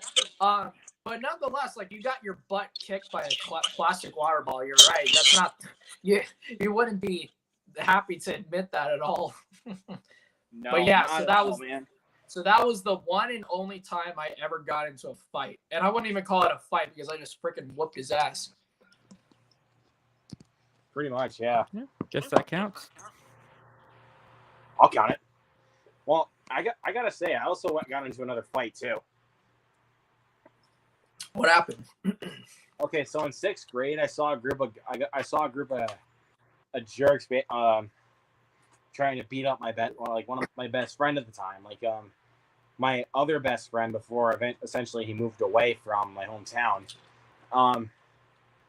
So I went over and I tried to I didn't swing on them, but I was trying to help him because the guys were just beating him up apparently, and one guy literally picked me up and he somehow magically picked me up and he dropped me and I hit my elbow against the grass. And I'm not gonna lie, that actually kind of hurt my wrist. I didn't get any broken bones from that, but not gonna lie, that freaking hurt. Yeah. So Here's the big scene. I know we've been talking about high school fights way too much. Yeah, unfortunately, you've got to spoil that Han Solo dies in order for me to get into another fight, and that can only happen once. So I know that we gotta talk about it from time to time, you know. We're all our high school fight stories. Oh yeah. Let's go. Oh yeah, I know Justin her. Carter. Oh. And everyone went, who? We'll get to the one that made me most excited in the theater. Not that one. That reminds me, freaking that you've seen that? Yo! Oh, let's go! John Krasinski, baby. And they picked the best person to play freaking Mr. Fantastic too, dude. Like John Krasinski in the MCU. Hell yeah. I'm all down for it, bro. Heck yeah. Dude, John who doesn't Krasinski love as John Reed Richards. Krasinski, and who didn't want a good Mr. Fantastic in the MCU? So what more can you ask for? I have to see more from him before I get really excited. You didn't watch The Office much? No, I've seen The Office. I mean, like him as Reed Richards, I'd need to see more before the material that he has in this movie is not enough for me to get excited. He just looks kind of tired to me. He kind of, I can say that, but this was the cameo that actually really made me that excited in the theater. Yeah. Like, again, everyone was dead silent, and I was just like, you people do not watch enough Marvel stuff. Like, that's clearly Reed Richards. Or movies, period. I was just like, when he popped up, I was like, okay, so the Twitter mob has power. Like, they're listening to the Twitter. Yeah, pretty much, man. Like, because you even said, like, when we were doing our top 10 MCU movies, that people were going crazy about that little TV spot that they were posted, like saying that Patrick Stewart was in it. Mm-hmm. We talked about that, and Zach Goller was like, "Too bad Tom Cruise is going to come in a Multiverse of Madness and tarnish his legacy." Which they actually did consider, and it was just the scheduling stuff they couldn't figure out. Because he was busy doing Professor X, baby. Let's go. He's so old. You think he's acting, but he actually needs that now. Yeah, but I was just gonna say, like, the reason why Tom Cruise was so busy was because of scheduling conflicts with Top Gun Maverick. Mm-hmm. And I see why, because basically all the stuff that they did with the jets and like all the sets and everything, all practical and all real. So much work. It's crazy what they did. And honestly, my dad didn't even believe me that they were all real. Yeah. You know what? It's funny. First, but I had to tell him they were all real. Yeah. Like all the actors flew the jets themselves. You know, that's Zach, crazy. what this is a flashback. Let's see if you remember this. back to what you were saying about we were talking about reactions in the theater. Do you remember the one time? I don't remember what stream it was. You were doing a live discussion review or something, and you meant to. I meant to say nerding out or nerd out or something, and I said nerd run or run away from the nerds. Or it was worded weird. Do you remember that? I do remember. I do remember Yeah, something it like was that, so funny. and I saying like meant run away or something like that. Like something so like nerdy, it run around, basically made me run sound away. like run away from. It made it sound like I was saying run away from the nerds, but I really was saying like trying to say nerding out rather than nerd run. And I Right. didn't realize it until after. Yeah, nerdy run, dude. I don't remember run. what that It's a was from, nerd but I do run! remember. I do remember that. That was so funny. I think it was on. I don't know if it was on one of your streams, but it probably was on one of mine. No, it was on Zach's. I think it was. You know what it was? It was his live review when you were doing. I think Obi-Wan and iCarly. You were reviewing. Oh, okay. Yeah, I think you reviewed Top Gun in the same one. I remember that. Yeah, that seems about right. So anyway, yeah, no, it was so funny, and you were like, "Yeah, it makes a lot more sense because if you're saying run away, why are you here?" Yeah, I was like, this is a pretty nerdy place. I don't know why you're here. This is the geek community, basically. That's what we're all here for. We are proud of all this. You know what I'm saying? Like, we're not ashamed. Yeah, we're all. Not at all. I mean, I'm not So ashamed of being a geek myself. So to all the kids in high school, like all the Ryans who thought that freshman year PE being athletic meant anything.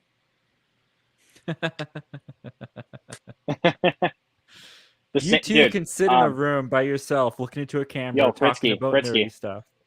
And you can look at the highlight of your life being that you were good at high school flag football. Fritzky, what you just did, that is exactly how I feel about Morbius. Yep, I've never seen it. Not unless I force you to watch it. Just kidding, I never will. I never will. Dude, I will never put you through that, Fritzky. You're going to have to put yourself through that if you do. No, I will never watch it. If we did something like this, I might watch. That might be the only way that I'd watch it again. Just watch. I would only watch it with you guys to roast the shit out of it. That maybe you convinced me there. But one I wanted to do where we would actually just completely roast the movie was Moonfall. That was the one I wanted to do to completely roast on. Which we can still do. We'll do that eventually. And Zach, I want to get you on for that. Yeah. Do you want me to have watched it, or do you want me to just go in cold? Going cold, man. Yeah. All right. That's the movie I want you to go in cold with. Is like both of you. I want you both to go in cold with Moonfall. I'll probably not understand any of it. I've seen this movie and I don't really know what's going on anymore. After the movie is done, after you end the stream, still stick in Streamlab, Luke. I have a video I really want you to react to.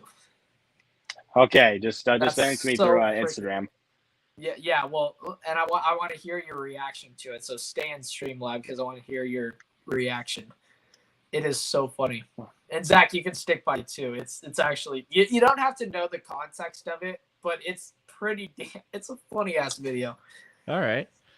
It'll make a little more sense for Luke because he know I don't know if you do know I don't want to give anything away. I know that Luke is a fan of the subject matter in the video, so that's why I know Luke will get it. But now it's funny nonetheless. I'll show you guys after. Oh yeah, here she comes.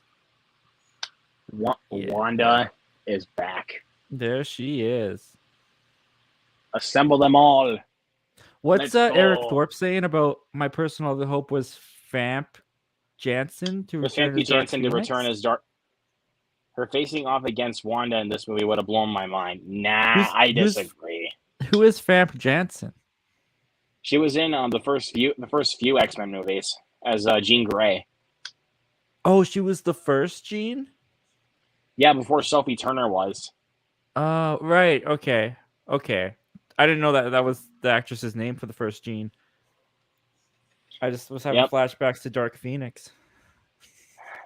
And Eric also says Moonfall is definitely my least favorite movie of the year. Oh my god, guilty pleasure movie of the year for me.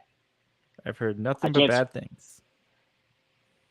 Yeah, even Zach Goller told you to pirate that movie. I'm getting some, what? He I'm getting, did. like Phantom I haven't. I Menace still vibes remember right the. Don't do that though. But I'm just saying, like, that's because I brought it up, like because you roasted me on the Hulk steelbook I have. You were just like, how much dust is on that thing? Okay, I still remember that dude. you roasted me. Yeah. The room that she's in with the columns, like I'm getting like Phantom Menace vibes off that room. But honestly, bro, like during this scene, bro, I was actually getting goosebumps, like, because Wanda was really starting to frighten me. I'm not. Yeah, no, I'm not this is- one to this make is fun hype. of you for having Hulk, man. Yep. My buddy Daniel's in here. Hey. Oh God. Look at that. Oh God. No. Get that away from me. So I have a funny story about cats. So you know what I did? So my parent, or well, my not parents, my dad doesn't, but my mother and my grandmother loved the musical. And so when the movie came out, it was the very first movie that we saw in theaters after our theater got they renovated all the seats and gave them more.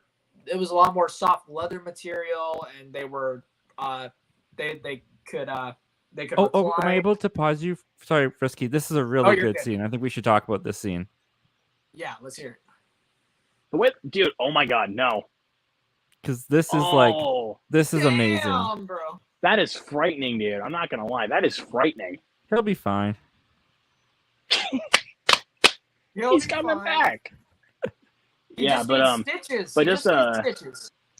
This is Yeah. when she I knew this is when she became irredeemable to me. Wanda. Yeah, I can agree. I actually agree with that. Yeah, but This is But, like now this when that- I was like, oh crap, she's doing some stuff. yeah. And thank you also for your support for stopping in, Daniel. I really appreciate that. But but Zach, since you showed a movie that I can tell you're pretty ashamed of owning, I'm actually going to grab out a few movies I'm actually pretty ashamed of owning. So I'll be right Oh my back. goodness. Okay, All right. You're going to see, dude. back on the- Sorry to interrupt you, Frisky. Go on about the cats. Oh, so like I said, our theater just Yeah, recently when we went to go see Cats, that was the first movie we saw after our theater got renovated. You know, nicer seats. They were leather. They could recline and all that. They were a lot bigger seats too.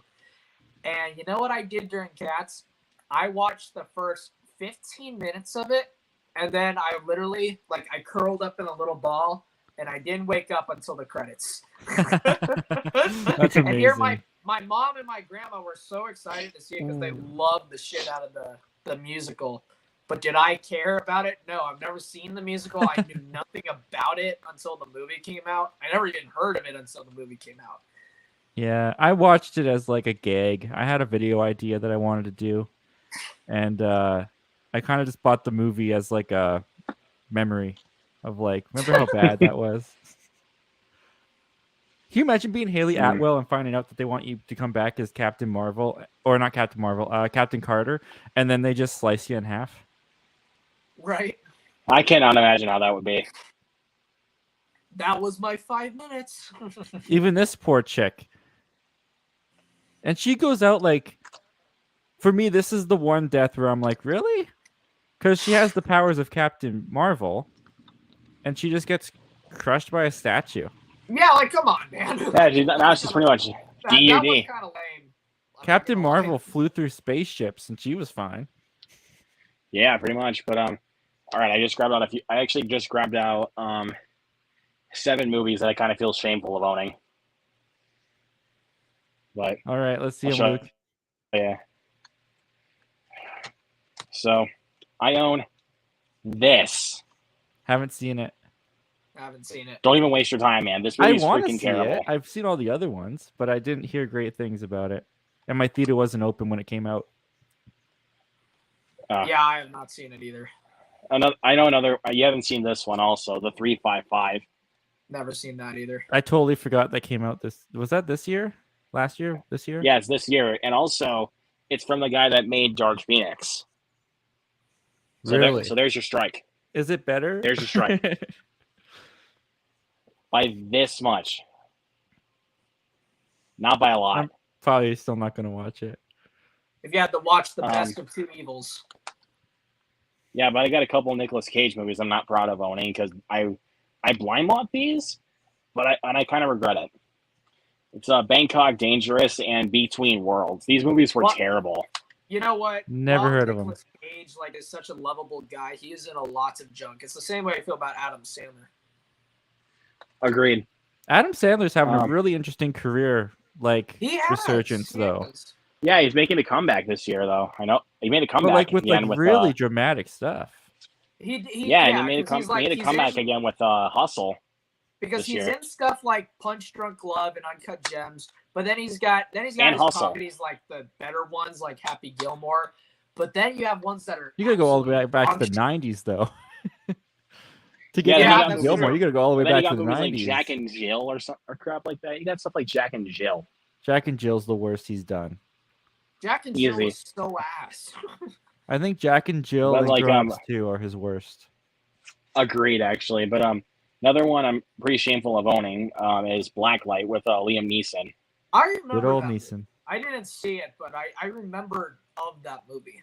That wasn't English, but you know what I'm trying to say. It was the same guy that directed Honest Thieves, so that came as no surprise how terrible that movie was. Hey, what'd you think of The Marksman? I didn't think that was too bad of a Liam Neeson movie.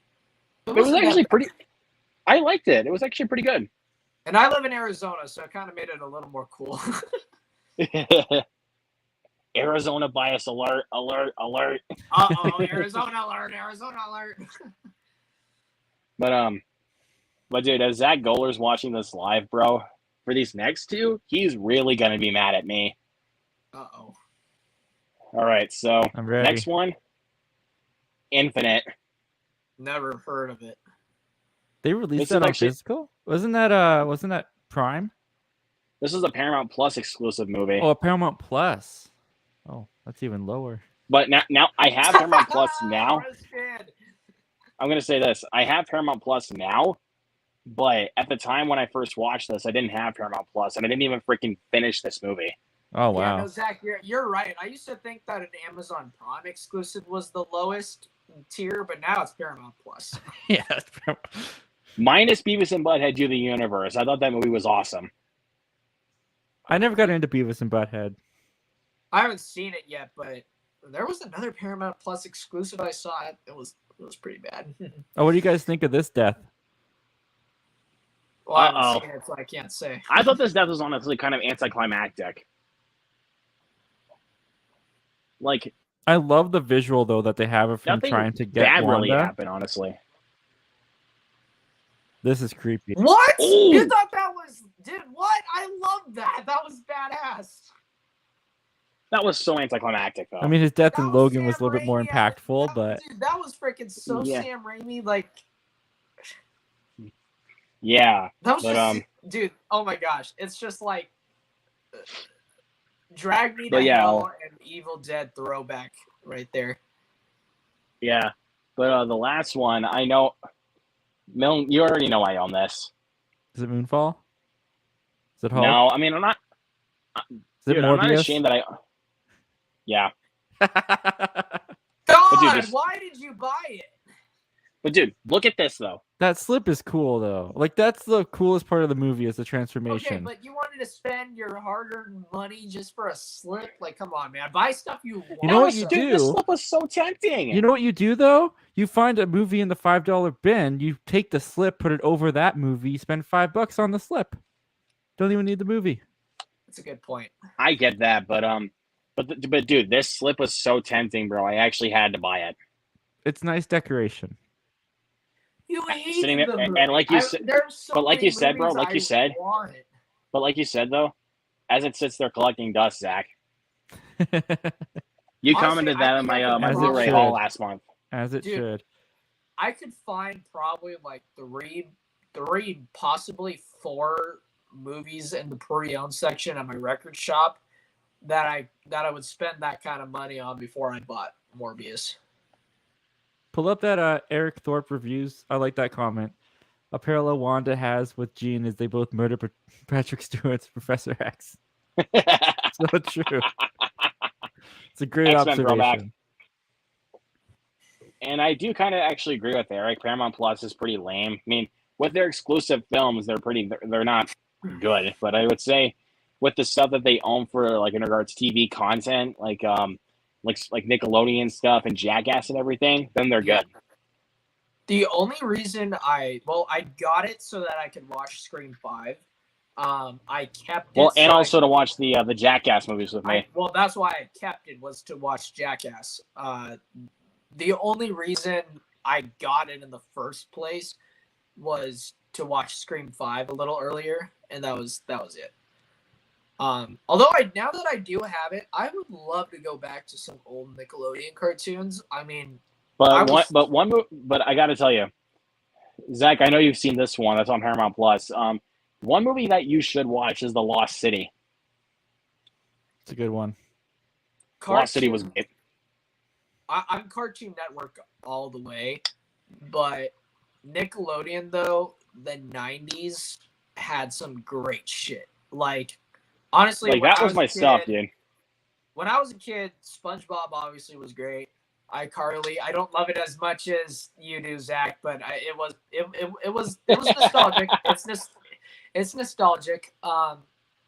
But when we're talking about the 90s cartoons, oh my god, I could go on for so long. Ren and Stimpy, Hey Arnold, Rugrats, was it Cat and Dog or whatever that one was? Cat Dog. Yeah. Rocco's Modern Life. Like, oh my god, dude, there were so many good shows. Yeah, but like, I'm trying to think. What about like sitcoms like Drake and Josh? Love it. I never got into those. Love it, dude. I got it. Wait, Zach. Let's quote this moment here a little bit. Drake, where's the door hole? It's right there. I drew it with the magic marker. You were supposed to cut it out with the power saw. I'm gonna. Oh, really? Yes. So go get the power saw. I see the problem. Oh, do ya? Yeah. That's my favorite episode of the whole show. Dude, if you want to do a watch along with Drake and Josh, dude, I'm there. Let's do it. If you want to do that episode specifically, I'm all there, dude. The Trios episode? That'd be so funny. Be like we would just quote that episode all the way, like when they're trapped in the treehouse. I quote Drake and Josh on a daily basis. Okay, guys, favorite Nickelodeon show and favorite Cartoon Network show. Zach, you go first. Well, my favorite Nickelodeon show is Drake and Josh. Yes. I didn't have Cartoon Network. I had a station called Teletoon in Canada, and they played cartoons on that. I wasn't big on cartoons though. I watched a lot of like SpongeBob and Fairly Odd Parents. Fairly Odd Parents I watched a lot. Oh, dude. Fairly Odd Parents was good. I would say Nickelodeon. If we're talking sitcom, I would go Drake and Josh, but cartoon, the earlier SpongeBob stuff, if we're being specific here, early SpongeBob. Cartoon Network. Oh man, that's actually kind of tough. There's a lot. I would say between either The Amazing World of Gumball or I've never heard of that. You've never seen The Amazing World of Gumball? No. So good. It was so good. Either that one or oh god, this is a tough one. Either that go either that one or a regular show. Hell yeah. Zach, literally, bro. Oh my god. I didn't have either of those. Have you seen regular show? No. I don't think I had either of those. No, you didn't. I don't think you did. We don't have to do it for a live stream, but we have to watch regular show. Like, what can I say, man? I'm in Canada. I don't know what we got here. I'm not gonna get mad at you. Sorry? Do you have HBO Max in Canada? We have a service called Crave, and you can access HBO Max through that service. Okay, it's like a bundle. What you have to do. That is what you have to do. At least for a free trial. Dude, oh my god. But I'm thinking about like so great. But dude, like, and also I've been kind of binging a little bit of Jackass on there on Paramount Plus. Um, I'm not gonna lie, they actually have a lot more than what I've been like. They actually have a lot more stunts in the Paramount Plus version of the show than what I got digitally on Apple TV. Oh wow. Okay. I'm not gonna lie, So, because I'm not gonna lie. The way that they did the like I know it's the same stunt, but like the quality on it for the original cup test and the Jackass TV show was honestly a lot funnier on Paramount Plus. Because yeah. you know, Is that Frisky, you know what the cup Empire test State? is, right? Wait, What? say what? You know what the cup test is, right? Yeah. Mm-hmm. In Jackass Forever, they did 4 tests, but in the show they did 6. Oh, really? Wow. So Okay. just so Mel, just to catch you up here. I know you're not the guy to talk to about Jackass, but I'm going to try to catch you up here a little bit. Sure. So on Danger Aaron McGeehee and Jackass Forever, they tested a punch from a heavyweight champion in the MMA, Francis Ngannou. That was in the Who trailer. get who, wait, before you go on, which they say, Zach, that getting punched by him in the face is basically the equivalent of getting hit by a truck. A Ford Dang. Escort at top speed specifically. Wow. And the world's fastest softball pitcher, Danielle O'Toole, pitching a softball at him, obviously at the cup. One of the fastest hockey shooters, slap shotters that I know, PK Subban. And then Dave England hitting the cup, bouncing on it with a pogo stick. Did the So, cup yeah. Which that was what? Did the cup ever break? No, it just slid on his nuts, apparently. Oh. Yeah, so he got punched by a heavyweight boxer, hit by a softball pitcher, a hockey player with a hockey puck, and getting hit by a pogo stick all on the balls. Dude, that paycheck would have to be huge to get me to do even one of those. Yeah. But in I think the worst show, one for me was the pogo stick. I can't even imagine. Oh, laying easy. down and just Easy. waiting for it. That would hurt. Yeah, but in the show, Johnny Knoxville did 6 tests in the TV show for the cup test. Wow. So the first one was he got kicked in the cup by kids. Was the first one. That's the one I remember. The second one was with tennis balls. The third one was croquet, where someone hit a croquet ball to hit him at the cup. Oh wow. The fourth test was a sledgehammer, which oh my god.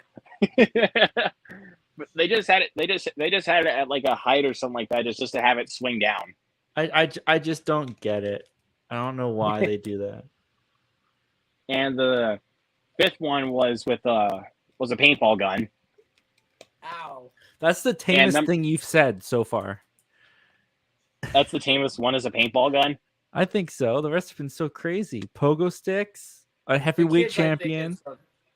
The kids, I think, was lightweight. He got kicked the balls by a bunch of kids. Which he said that was which Knoxville even came out and said that was one of the worst pains he's ever had. Really? Wow. He said that in the show, so. And the final test in the Jackass TV show at the cup test was a pool ball. They dropped a pool ball from like a 3 or 4 story building onto the cup. Some good aim. That was from their director, which I found quite impressive. Oh.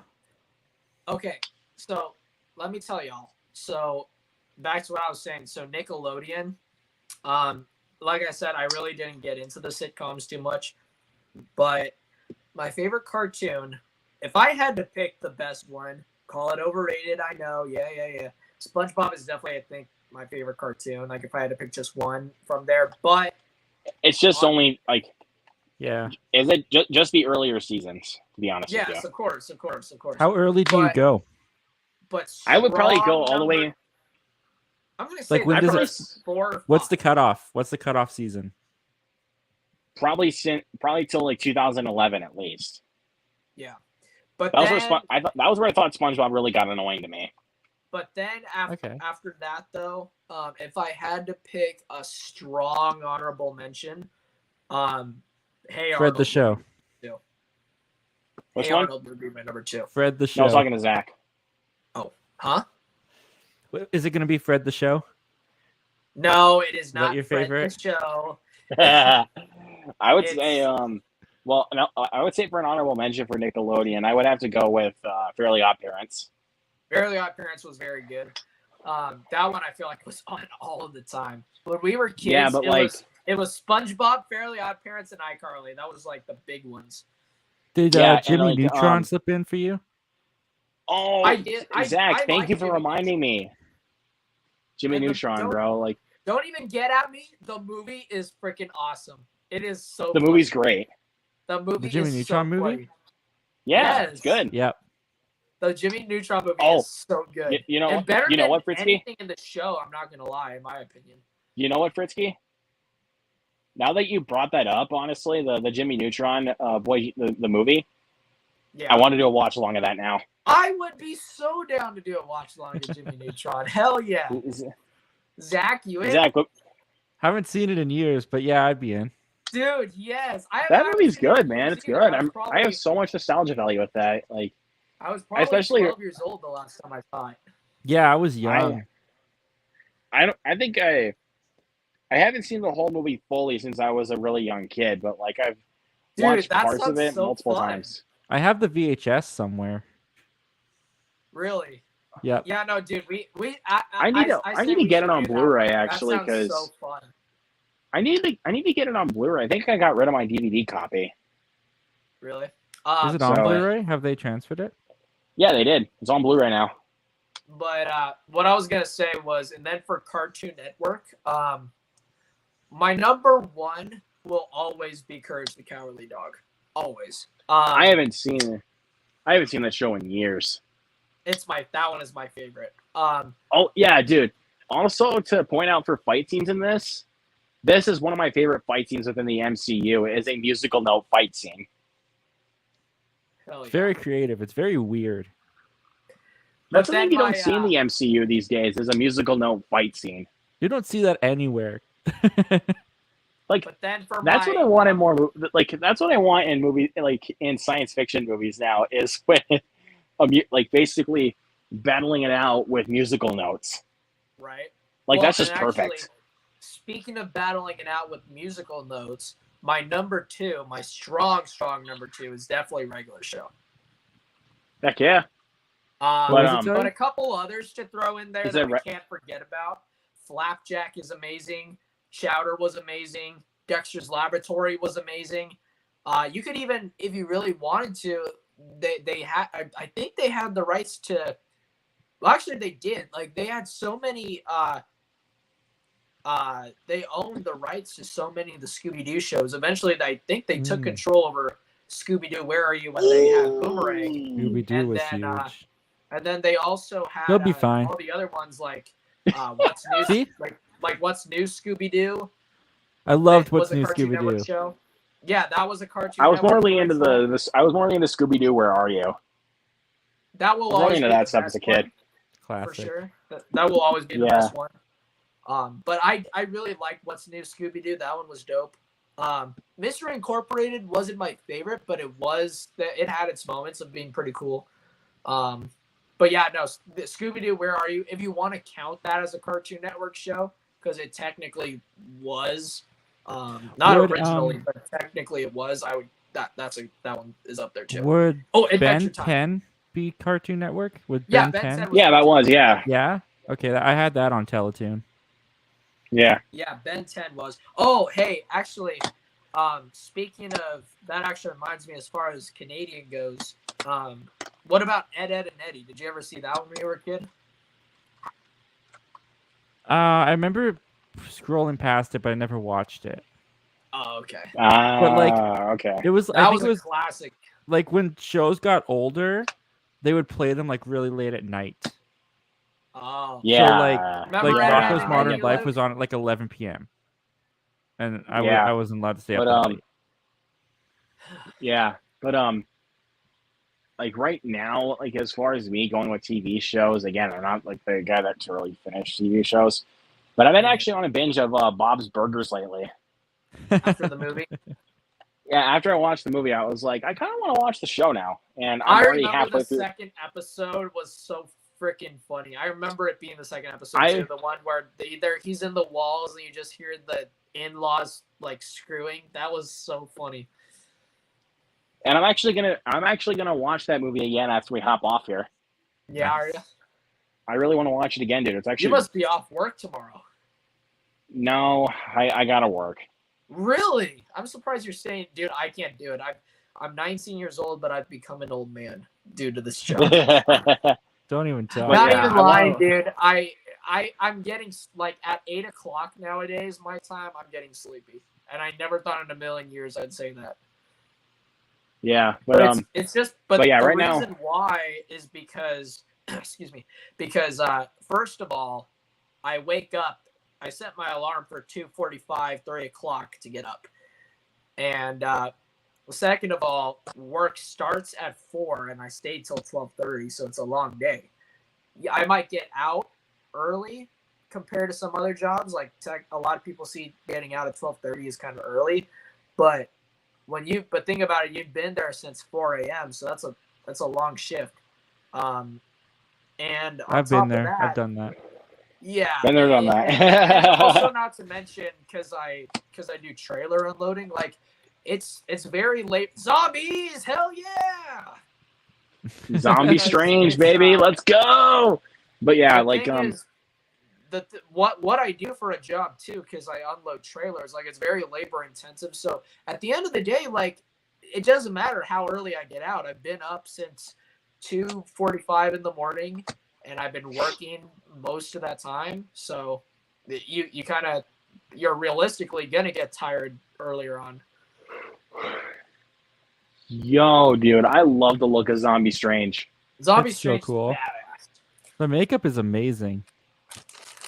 Yeah, but I gotta say, like, just because like the store I'm working at is getting short of employees, we changed our hours, so I have to like at least be getting ready for work by 7 in the morning.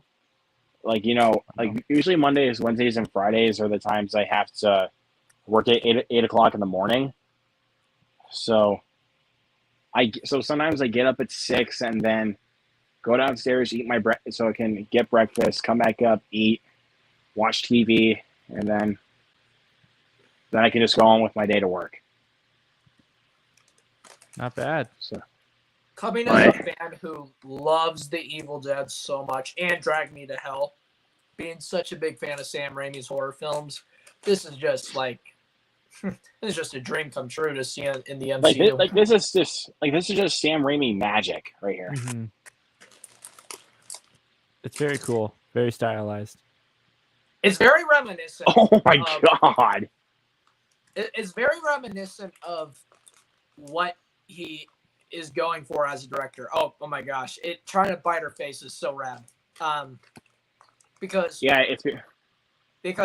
horror is where he really got his career kickstarted, and yeah, that's true. With Spider-Man, he's definitely obviously returning back to that. He's a veteran as far as directing superhero movies goes. He directed the most, like, arguably the most influential superhero one of the most influential superhero trilogies of all time. Absolutely. Minus Spider-Man 3. Spider-Man 3 is not his movie. If you want to call it not his movie, then sure. But yeah, it's like, and even during the Spider-Man movies, there are moments that even in that movie are throwbacks to his horror films. Like when Willem Dafoe becomes Green Goblin, like that's a pretty wild scene. There's like flashes of skeletons and stuff, right? And then and then in Spider-Man 2, the scene when he really becomes Doc Ock and the arms are freaking like tossing people all over the room and stuff. Like, so the killed your little girlfriend when I had the chance. So like, yeah, like he is such a stylized director, and it's so rad. Yeah, but I don't know, man. I just feel like I know in comparison, like if you're really gonna compare, like, you know, Scott Derrickson to Sam Raimi, I know Scott Derrickson has a lot more less movies than Sam Raimi does. Like Sam Raimi has like 3 times the movies that Scott Derrickson has, but to me, I just feel like Scott Derrickson is more of my taste, more than Sam Raimi. So, but if we're speaking like, you know, movie wise, I mean, Sam Raimi is definitely better. But if we're talking about like taste wise, then I have to go with Scott Derrickson. So, if you guys kind of get the gist, Yeah. because Yeah, Wong. go Wong, he finally came back. He finally woke up out of his coma. He's been here the whole time. He's fine. I know, but like he was knocked out and just went into like a medically induced coma because Wanda knocked him out, and guess what? Now he's back. He just woke up out of his coma after like 10 minutes. Well, it was a hard hit. Oh, Jeez. they'll be fine. Running joke of the stream, you guys. They'll be fine. We've had so many freaking stuff so much freaking stuff happen in the stream. I mean, first 20 minutes were a whole joke in itself. Yeah, thanks to you, unprepared guy.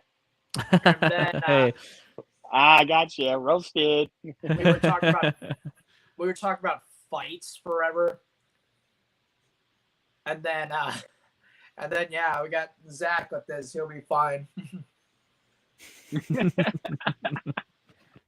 But I think Zach, he'll be fine. Joke, I think that was the best thing about the stream so far. Oh, thanks. I hardly Do even these tried. demon things have a name? What? Do these demon things have a name, like what they're called? I'm not sure exactly what they're called. These are basically like zombies. Those are basically The Dementors. ghosts. Oh, Dementors, no. thank you. That's the mentors of the MCU. Is that right? Is it, or is that Harry Potter? I can't remember. That's Harry Potter. They kind of sound like it. They kind of look like it to me, though. And the thing is, like, they're just zombie, ghost-like creatures. We can take Dementors. We'll steal it. Okay. J.K. Rowling will be fine. Yeah, J.K. Rowling, try coming after me now, you hack. Oh, shit. J.K. Rowling's a hack, bro. I'm not going to argue with that. I don't follow her. I don't. Because honestly, after Crimes at Grindelwald, I almost gave up on Harry Potter, like, as a whole. I didn't really care for the first Fantastic Beasts, so I haven't even seen the other ones. I love the first film, but like after Crimes of Grindelwald, I was like, okay, I'm done. Yeah. But Then after Secrets, it's not awful. I mean, it's definitely bad. But after I watched Secrets of Dumbledore, it gave me hope for the future. That's good. I was satisfied with what I got with Secrets of Dumbledore. I mean, yeah, just take a couple characters out of it and you have a perfect movie. If you guys know what characters I'm talking about, put it down in the chat. I'm sure not going to know.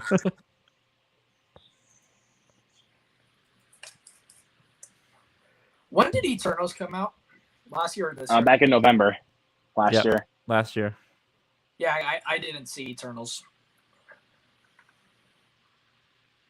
I don't know. There are going to be some people that tell you that you're not missing much, but I think you're It's you're worth a missing watch. out.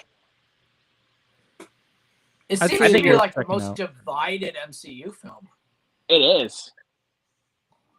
It's very But- ambitious, and it's got a lot of ideas. They're not always done the best, though. I know some people have it in their top 10. Some people are you guys where they like it. They just don't call it like their favorite. But I'm one of the people that has it in their top 5. I'm one of the people that has it near the bottom. At least, okay, Zach, at least it's not bottom 5, though, is it? I don't know, dude. There's 29 of these movies now. I can't think I of can't think of all of them in your head, man. fall, fall, fall, fall, fall, fall, fall. Let me just take a look real quick.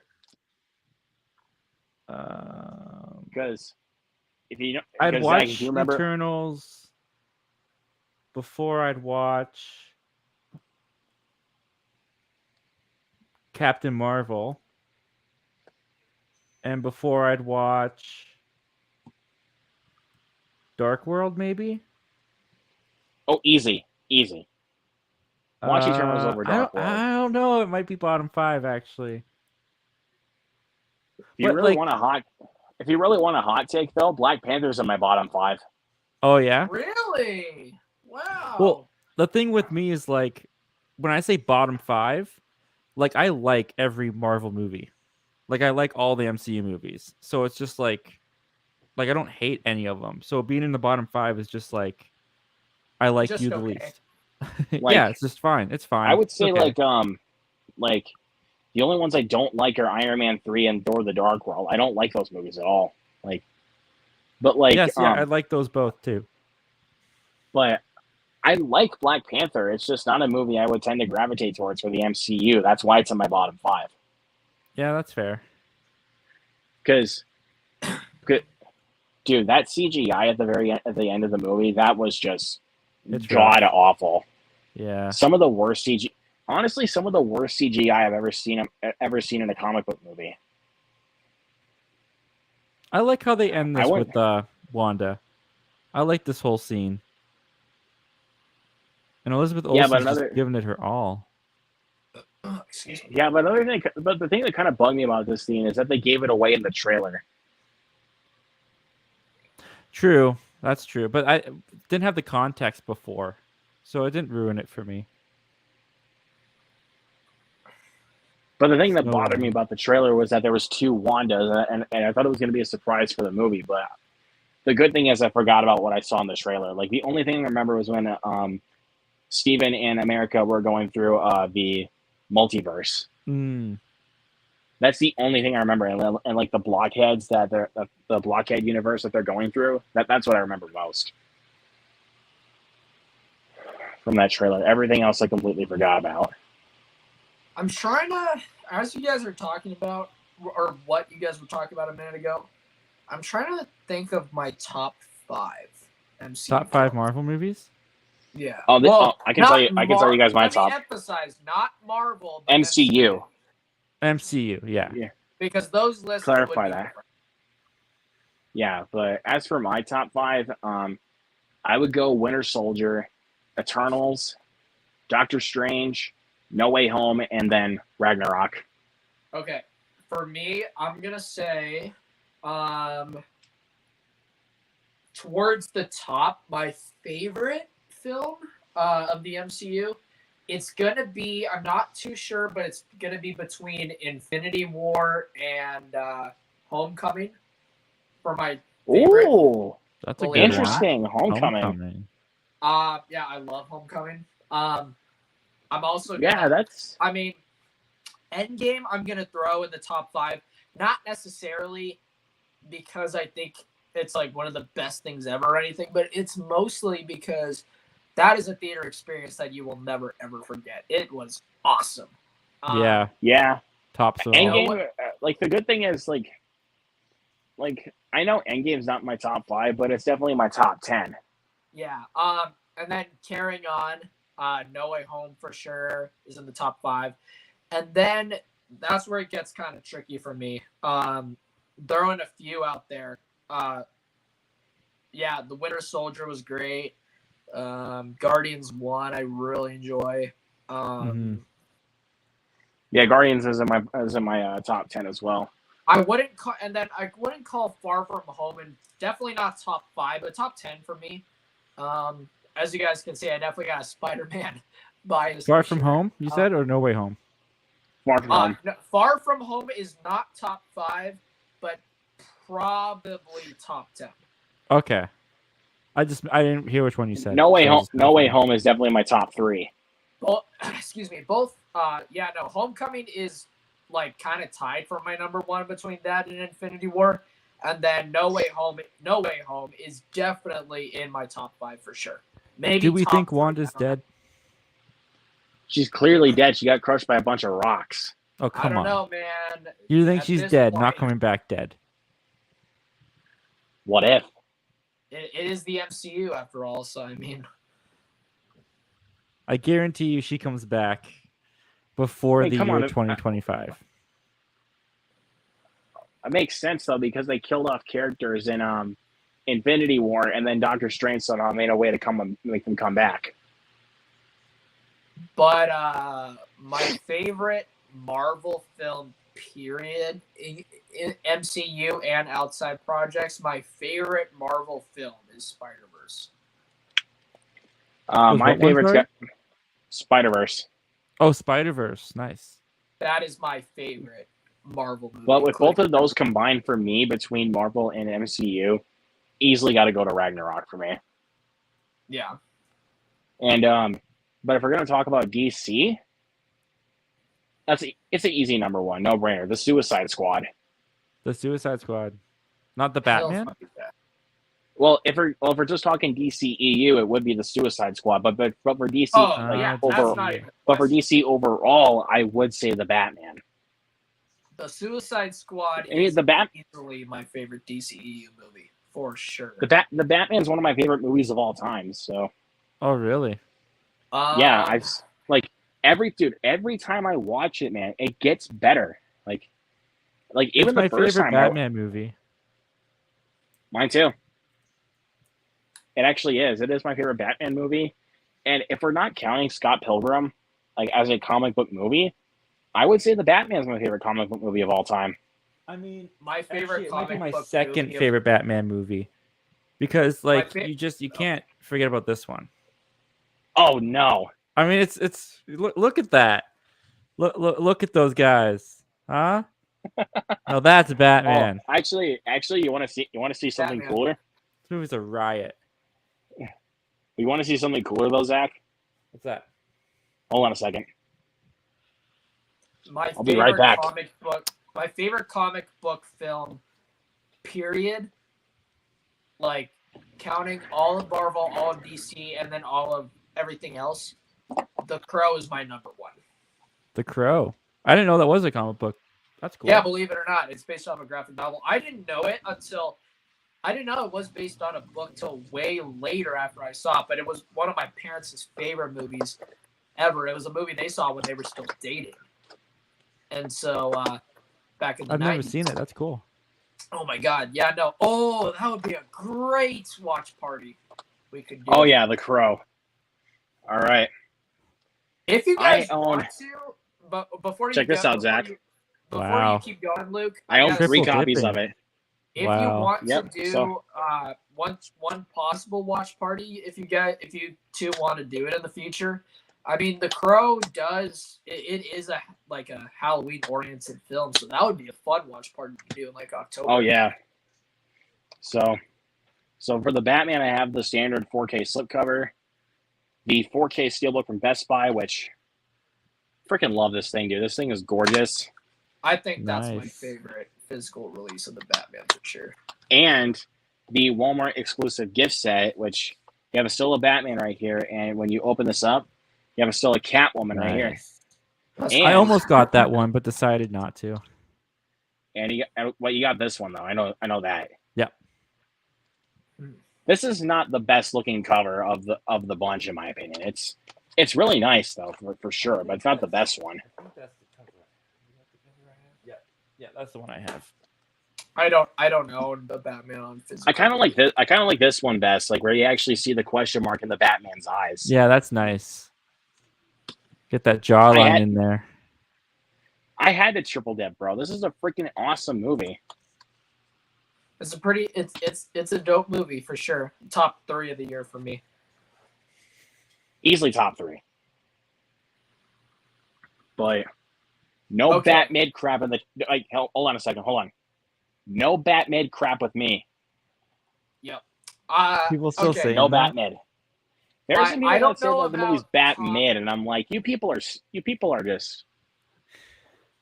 You don't understand cinema. 100% honest. I don't know my top 5 of the year, but I can tell you. No, wait. Yes, I do. Yes, I do. Let me tell you. So I already know what your number one is. 5 down to 1. Let me tell you. So I'm gonna say Scream 5 or Scream, whatever. Called Scream 5. Sure. So Scream 5, Top Gun Maverick, The Batman, X, and Jackass Forever. I knew what number one was. I know it's a weird ranking, and it's like not a. I know that's like, oh my god, the third eye. Damn. But just so you guys know, we are Wow. gonna watch both. We are gonna watch both post-credit scenes because they're Fritzy so has not even important. seen them. They're important. The first one might be. The second But one, the not sec- so much. But the second one, I want you to see if this is anticlimactic there, Fritsky. Okay. All right. But, That's my 5 down to 1. So yeah, Scream 5, Top Gun, Batman, X, Jackass. This is my top 5 so far. From 5 to 1, obviously. The Northman, The Black Phone, The Batman, Everything Everywhere All at Once, and then Top Gun Maverick. We both have Batman at our number 3. Yeah, but we How have about different that? number ones, obviously. Mine's Top Gun Maverick. Yeah. What about you, Zach? I'm looking to see what I've seen. I know I can try to help you here a little bit if you want me to. Because I know you have. Seen I know so you've many reviewed great stuff this year. I know The you Batman's reviewed in there. Batman, Top Gun's in there. Chip and Dale. Wait a minute. Chip and Dale. Hey, Chip and Dale before probably you- is in there. Yeah. Zach, Chip and Dale before was you cool. go on, are you on Letterboxd? Do I have Letterboxd? Yeah. Yeah. How No. am I not following you? Like, I don't think I do. No. I could Yeah, start. no, I was gonna say, that's another watch along idea I have is Chip and Dale Rescue Rangers. That's a fun Wait, one. so you said you okay? Because you said you do have So- Letterboxd, right, Zach? I don't. No, I he don't said he think I said he do. didn't. Oh, you don't. I think might you have do. gotten it, but then deleted it. But I don't think I did. Oh. Yeah, but I'll look into that later. Maybe I'll get one. You should. yeah, we should, and that way we can actually kind of see our thoughts a little bit better, Yeah. So, and like you can also kind of type out reviews after you see a movie. Like you can just type them out. And even if you don't want to give away too much, like if you want to save like what you gotta say for the video, you could always just like rate it and then like Just rate it and just rate it and log it into your profile. All right. yeah. I'll look into that. Yeah, because Charlize has shown up in the MCU. This meant nothing to me when I watched it. Yeah. Yeah, I was know like, what this is. oh look, Eternals is coming back. Oh no, that's not. That's Angelina Charlize. That's just Jolie. Charlize What's Theron. going on? But She's an Eternals character. yeah, I was just trying to help you here a little bit, Zach. So So where we at right now? We got the Batman. We've got Chip and Dale, Top Gun. That's 3. Lost City. Yeah, throw that in there. That's And what 4. So I'm My trying to last- help you. I'm trying to remember what movies you reviewed. I know you reviewed. Let's see, Doctor Strange, Thor, or Massive Talent. I'm trying to remember. I think I'd throw Multiverse in there for now. I just have to see Yep. more stuff.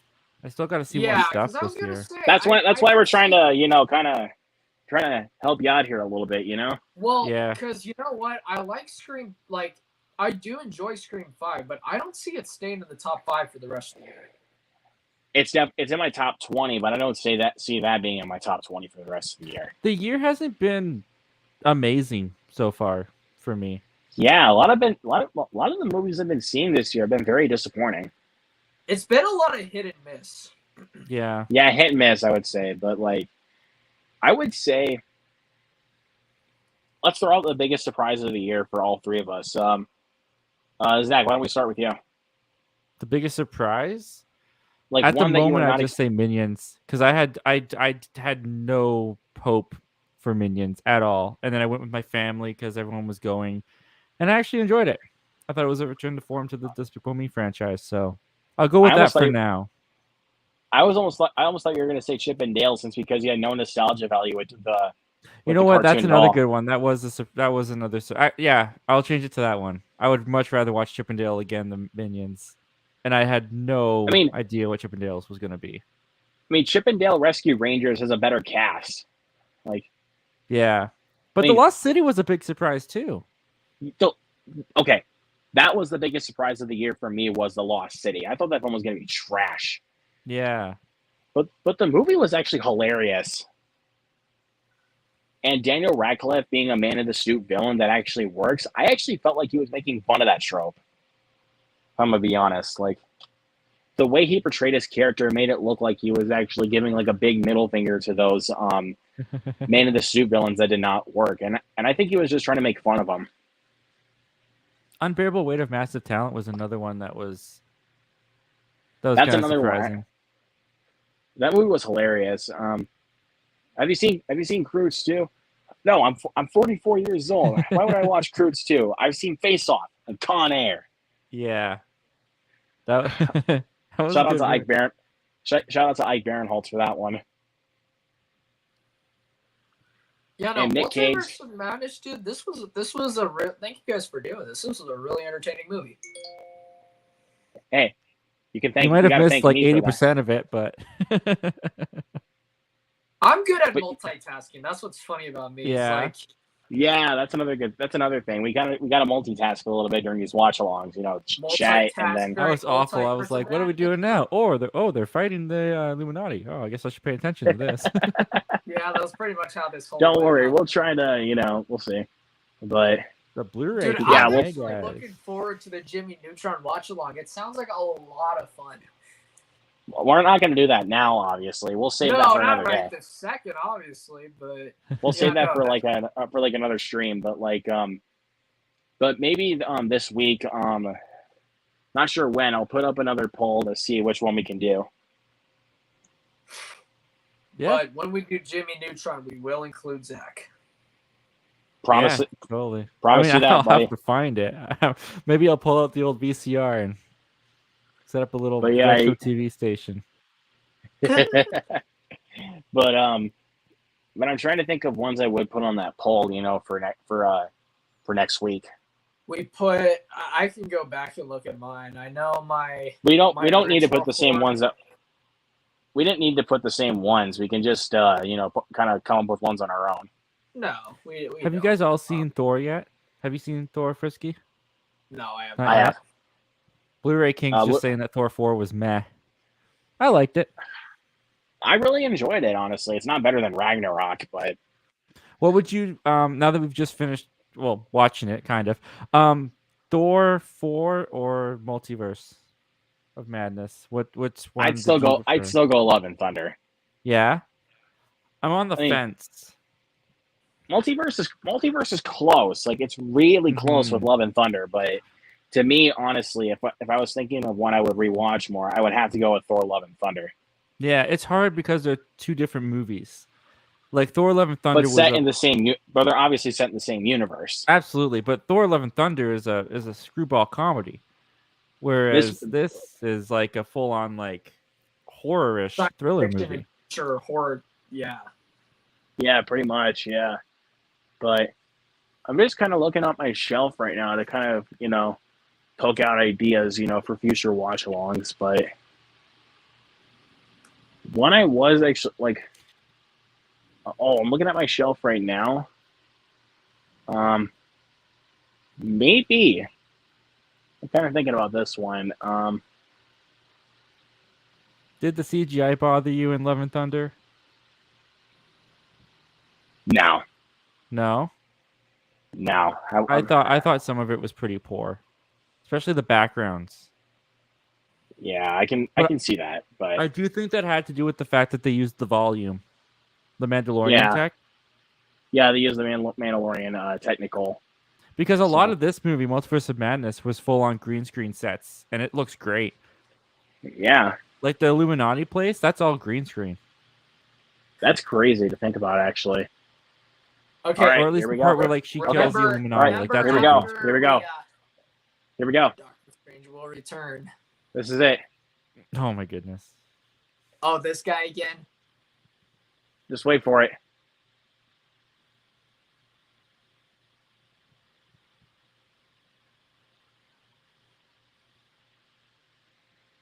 So anticlimactic. Boo. Oh, you guys want to It's know? over. You guys want to know what I did after I watched it? After the second post credit scene was over? What? Cry. No, I stood up. Zach, I you're waited for that. Zach, you're such a savage, bro. You're such a savage. I know But- Zach is really coming out like on this stream. Man. I've had a long day. No, but no. What I was gonna say was when that happened, I literally stood up in that theater and I yelled. I yelled this out. That was anticlimactic as all hell. I stood up and yelled that. I'm not even kidding. Do your theater audience, do they stay for the post credit scenes? Are they that kind of crowd? They only do for like Marvel and stuff. Most of the audience that I had for Multiverse of Madness left like after the first post credit scene. Mm. We stayed for like my best friend and I stayed for both for that and Love and Thunder. They really only stay for like Marvel stuff. My crowd. They don't stay for everything. But My theater Like- is pretty good for staying for both credit scenes. Marvel's Yeah. conditioned us here in Canada. yeah, for sure. but yeah, guys, that about does it for this watch along of Doctor Strange and the Multiverse of Madness. Remember, we Um, gotta it- stick. Remember to stay in Streamlabs for that video, guys. Wait, we're just like, all right, we're gonna watch that live on the stream, or If you want to, or we'll watch that after. we'll watch that after we log off. So, Okay. but yeah, guys, thank you so much for everybody that joined in the chat to watch this review with us. Look forward to more future watch-alongs, of course, with my co-host Fritsky, and also expect to see Zach back here on the channel for some more watch-alongs. I'll be So- back. Yep. So this will not be the last time you'll be seeing Zach Milne here back on for watch-alongs. So, but before we go, you guys can tell these people where they can, like people in the chat, where they can find you, social media wise and everything. So, Zach, we're gonna start with you first. Yeah, sure. YouTube, Zach Milne Talks Movies, spelt down there, MILNE. Twitter, Instagram, Zach Milne Talks Movies, and you can find me on Apple Podcasts as well at the Zach Milne Talks Movies podcast if you want to just listen to my voice. That's about it. Yeah, it's great. And Fritsky, you too, man. All right. Fritsky on YouTube. Fritsky22 on Letterboxd. And Negretti_Alex_25 on Twitter. Or on Instagram, I mean. Yeah, so of course you guys can find me on of course on YouTube, Luke Ponto, Letterboxd, same thing. You guys can find me on Twitter at Luke Ponto, just my first name and last name just combined into one. And follow me on Instagram, the Luke Ponto 3. I will post a lot more physical media content there on my Instagram page and of course my Letterboxd ratings and everything. And as for me, what you can expect for my channel, of course, more watch-alongs and more live reviews whenever I can get them out. And I actually will be doing some more movie reviews, of course, on pre-recorded reviews. Planning on seeing where the Crawdads sing either this Thursday or Saturday. So I'll try to get a review out for that as soon as I can. So please be patient, everybody. But yeah, guys, that about does it. Thank you, of course, my co-host Fritsky, and of course, Zach Milne for joining me on this little journey. Thank you. This was a lot of fun. Hey, man, no problem. Again, expect to see Zach back here on the channel at some point for some more watch-alongs. We will try to get him more back on here on the channel. So, all you got to do anyways, is call guys. my name. I'm not doing much. Except for this weekend. I'm kind of busy this weekend, but we'll work. But you know, for any time that I think we should have you on, we will. So, all right, sounds good. And thank you, Blu-ray King. I appreciate you. Thank you so much. Yeah. Yeah, go subscribe to Zach. He did pass 1K about a month ago, so congrats to you, man. Thanks, man. So yeah, once again, guys, thank you so much for watching. We are out of this one, you guys. Have a good night.